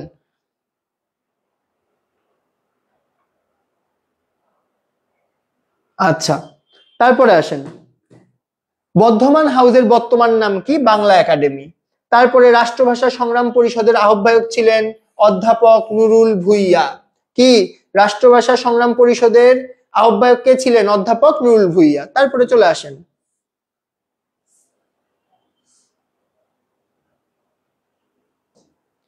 ভাষা আন্দোলনের গুরুত্ব তাৎপর্য। এই কোশ্চেনটা কিন্তু আপনাদের পরীক্ষায় মোটামুটি আসার মতো। ভাষা আন্দোলনের গুরুত্ব তাৎপর্য আসার মতো। এবং আরেকটা প্রশ্ন পরীক্ষায় আসতে পারে, একটু লিখে নেন। আরেকটা প্রশ্ন, সেটি হচ্ছে যে এই ভাষা আন্দোলন কিভাবে মুক্তিযুদ্ধের পূর্ববর্তী স্তর হিসেবে কাজ করেছে? হ্যাঁ জি ভাই, লেখা যায়। হ্যাঁ ভাই, সেভ থাকলে সেভ করবো, সমস্যা নেই।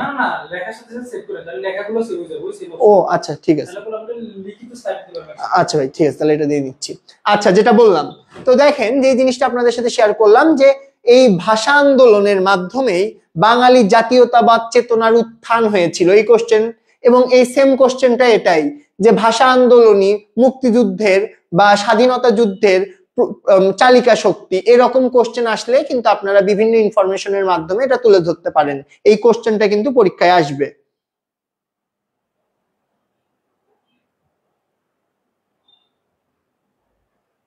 কি?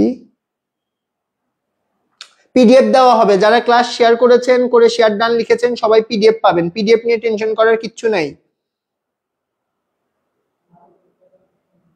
আচ্ছা, তারপরে আসেন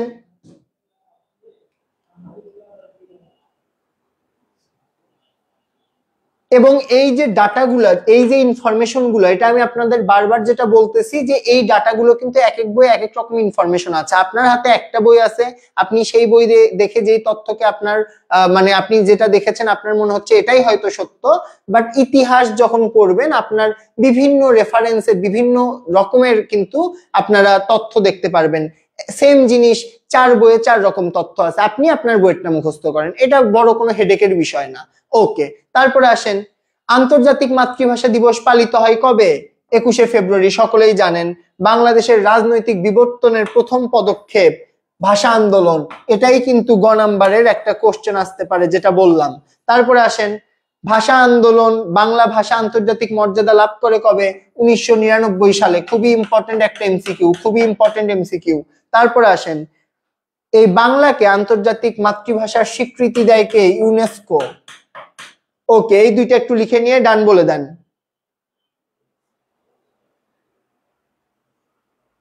কোন চ্যাপ্টার থেকে কয়টা এমসিকিউ সিকিউ আসবে এটা কিন্তু আমি বলছি একবার অলরেডি।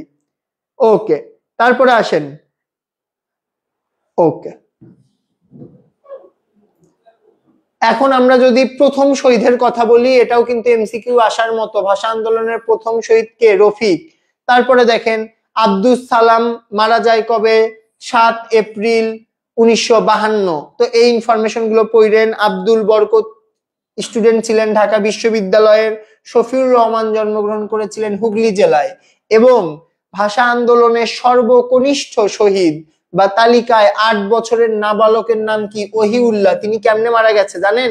তিনি এই যখন তিনি কিন্তু ভাষা আন্দোলনের সময় সব থেকে কনিষ্ঠ কি সর্বকনিষ্ঠ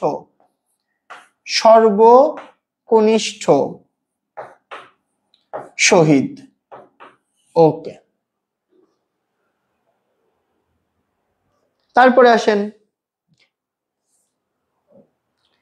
ভাষা আন্দোলনে নারী সমাজের ভূমিকা। এটা এই টপিক থেকে কিন্তু আপনার সিকিউ আসতে পারে।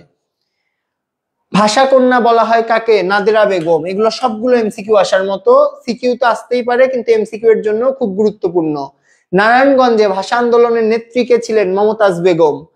এগুলা কি লিখতেছেন? এগুলা একটু লিখে নেন তো ভাইয়া পুরা।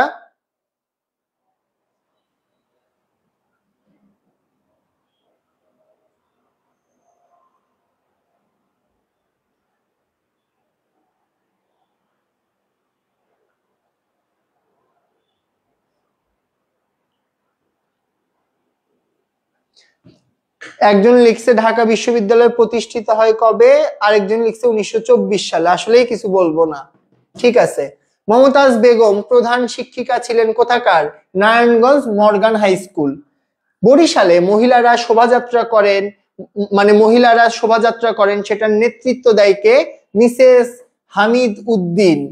হামিদ উদ্দিন। ভাষা আন্দোলনে অবদান রাখা হালিমা খাতুন ছিলেন মেডিকেল কলেজের ছাত্রী। যশোর অঞ্চলের আন্দোলনে ভূমিকা পালন করে কে? হামিদা রহমান। এই যে দেখেন, যে ইনফরমেশন গুলো আপনাদের সাথে শেয়ার করলাম, এগুলো কিন্তু মোটামুটি গুরুত্বপূর্ণ। আঞ্চলিক ইতিহাস যদি আমরা দেখি, এই জিনিসটাও খুবই গুরুত্বপূর্ণ যে কোন কোন টপিক এই আন্দোলন নিয়ে কি কি গান রচনা হয়েছে, কি কি সাহিত্য রচনা হয়েছে, এগুলো কিন্তু খুব বেশি গুরুত্বপূর্ণ। ওকে, যারা যারা পরে জয়েন করেছেন তারা যদি ক্লাসের স্লাইডটি পেতে চান তাদের অবশ্যই কিন্তু ক্লাসটি শেয়ার করতে হবে। ক্লাসটি শেয়ার করে কমেন্টে ডান লিখবেন এবং সেই সাথে অবশ্যই একটু রিঅ্যাক্ট করবেন, কমেন্ট করবেন, জানাবেন আমাদেরকে কিছু বুঝতে সমস্যা হলে। ওকে, তারপরে আসেন, এইখানে কিন্তু স্লাইডে আমি আপনাদের মোটামুটি যেগুলো আপনাদের জন্য গুরুত্বপূর্ণ আপনাদেরকে সেগুলো দেওয়া আছে। এবার চলে আসেন, আমরা আবার আমাদের তৃতীয় অধ্যায়ের কিছু জিনিস কিন্তু আমরা ফেলে এসেছি। আমরা তৃতীয় অধ্যায়ে চলে যাব এবং ওই অংশটুকু আমরা আপনাদের কি কি পড়বেন কি কি পড়বেন না এগুলো কিন্তু বলে দেওয়ার মাধ্যমে ক্লাসটি আমরা একেবারে পরিসমাপ্ত করব ইনশাআল্লাহ। তো চলেন আমরা একটু চলে যাই।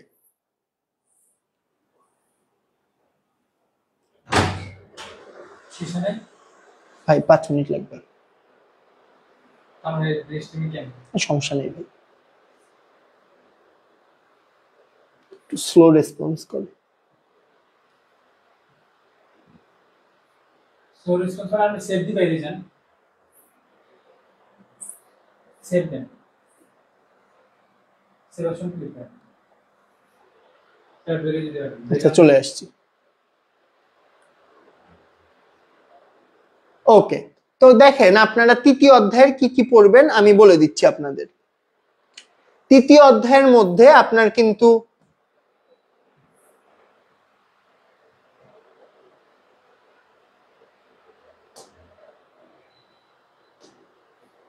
আবার হ্যাং হইল,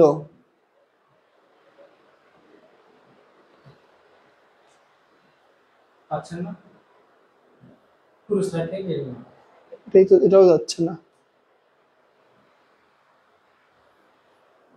এটা যাচ্ছে না। আচ্ছা, ওই বোর্ডে দিই, এই বোর্ডে আমরা কোথায় এক্সাক্ট ক্লিক করার কারণে। আচ্ছা, তো দেখেন আপনারা তৃতীয় অধ্যায় থেকে কোন কোন অংশটুকু পড়বেন আমি আপনাদের বলি।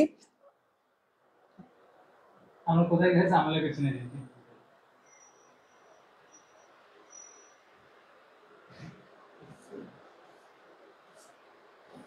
একটু ওয়েট করেন, ঠিক আছে? আমরা একটু টেকনিক্যাল ইস্যুর জন্য 1 মিনিট চেয়ে নিচ্ছি।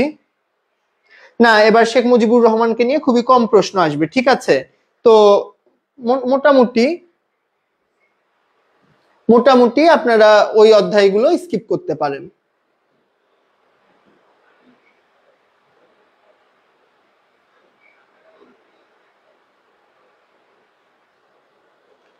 ওকে, মুসলিম লীগটা আপনাদের খুব ভালো করে পড়তে হবে। কিছু ইনফরমেশন দেখি, গুরুত্বপূর্ণ ইনফরমেশন আমি আপনাদের বলে দিচ্ছি। মুসলিম লীগ প্রতিষ্ঠা হয় কবে, প্রতিষ্ঠাতাকে নবাব সলিমুল্লাহ, এটা দেখবেন। মুসলিম লীগের উদ্দেশ্য ছিল কয়টা, 3টা। এবং সিমলা ডেপুটেশনে অংশগ্রহণ করে কয়জন, 35 সদস্যের মুসলিম প্রতিনিধি দল। এই ব্যাপারগুলো দেখবেন। বঙ্গভঙ্গ, এই বাংলাটাকে ভেঙে ফেলার একটা পরিকল্পনা হয় কবে, বঙ্গভঙ্গ হয় কবে, 1905 সালে। এবং এই বঙ্গভঙ্গ রোধ হয় কবে, রদ মানে এটা বাতিল হয়ে যায় কবে, 1911 সালে। তো বঙ্গভঙ্গটা ভালো করে দেখবেন, বঙ্গভঙ্গ রদটা ভালো করে দেখবেন। এবং এই স্লাইডগুলো যদি আপনারা পড়েন মোটামুটি আপনাদের কিন্তু একটা ভালো প্রিপারেশন হবে। লখনৌ চুক্তি খুবই গুরুত্বপূর্ণ। এই যে মরলে মিন্টো সংস্কার আইন হয় কবে, 1909 সালে। মুসলমানদের স্বতন্ত্র নির্বাচনের অধিকার প্রদান করা হয় এই সংস্কারের মধ্য দিয়ে। এবং এখানে এই লখনৌ চুক্তি প্রণয়ন করা হয় কবে, 1916 সালে। এই ব্যাপারগুলো একটু আপনারা ভালো করে যদি জেনে নেন, পড়ে নেন, তাহলেই কিন্তু মোটামুটি ভালো করবেন। এবং এই স্লাইডে আপনাদের সবকিছুই, কি কি আন্দোলন হয়, খিলাফত আন্দোলন, অসহযোগ আন্দোলন, প্রত্যেকটা ব্যাপার কিন্তু এখানে দেওয়া আছে। সাইমন কমিশন বা সাদা কমিশন, এই সাদা কমিশনটাই সাইমন কমিশন নামে পরিচিত। সাইমন কমিশনের রিপোর্টের ভিত্তিতে কি হয়, ভারত শাসন আইন। এবং এই ভারত শাসন আইনটাও গুরুত্বপূর্ণ, সেটাও আপনারা নিচে পেয়ে যাবেন, ভারত শাসন আইন। আর জিন্নার 14 দফা, এখান থেকে প্রশ্ন আসবেই, একটু লিখে নেন। জিন্নার 14 দফা থেকে কিন্তু শিওর কোশ্চেন আসবে।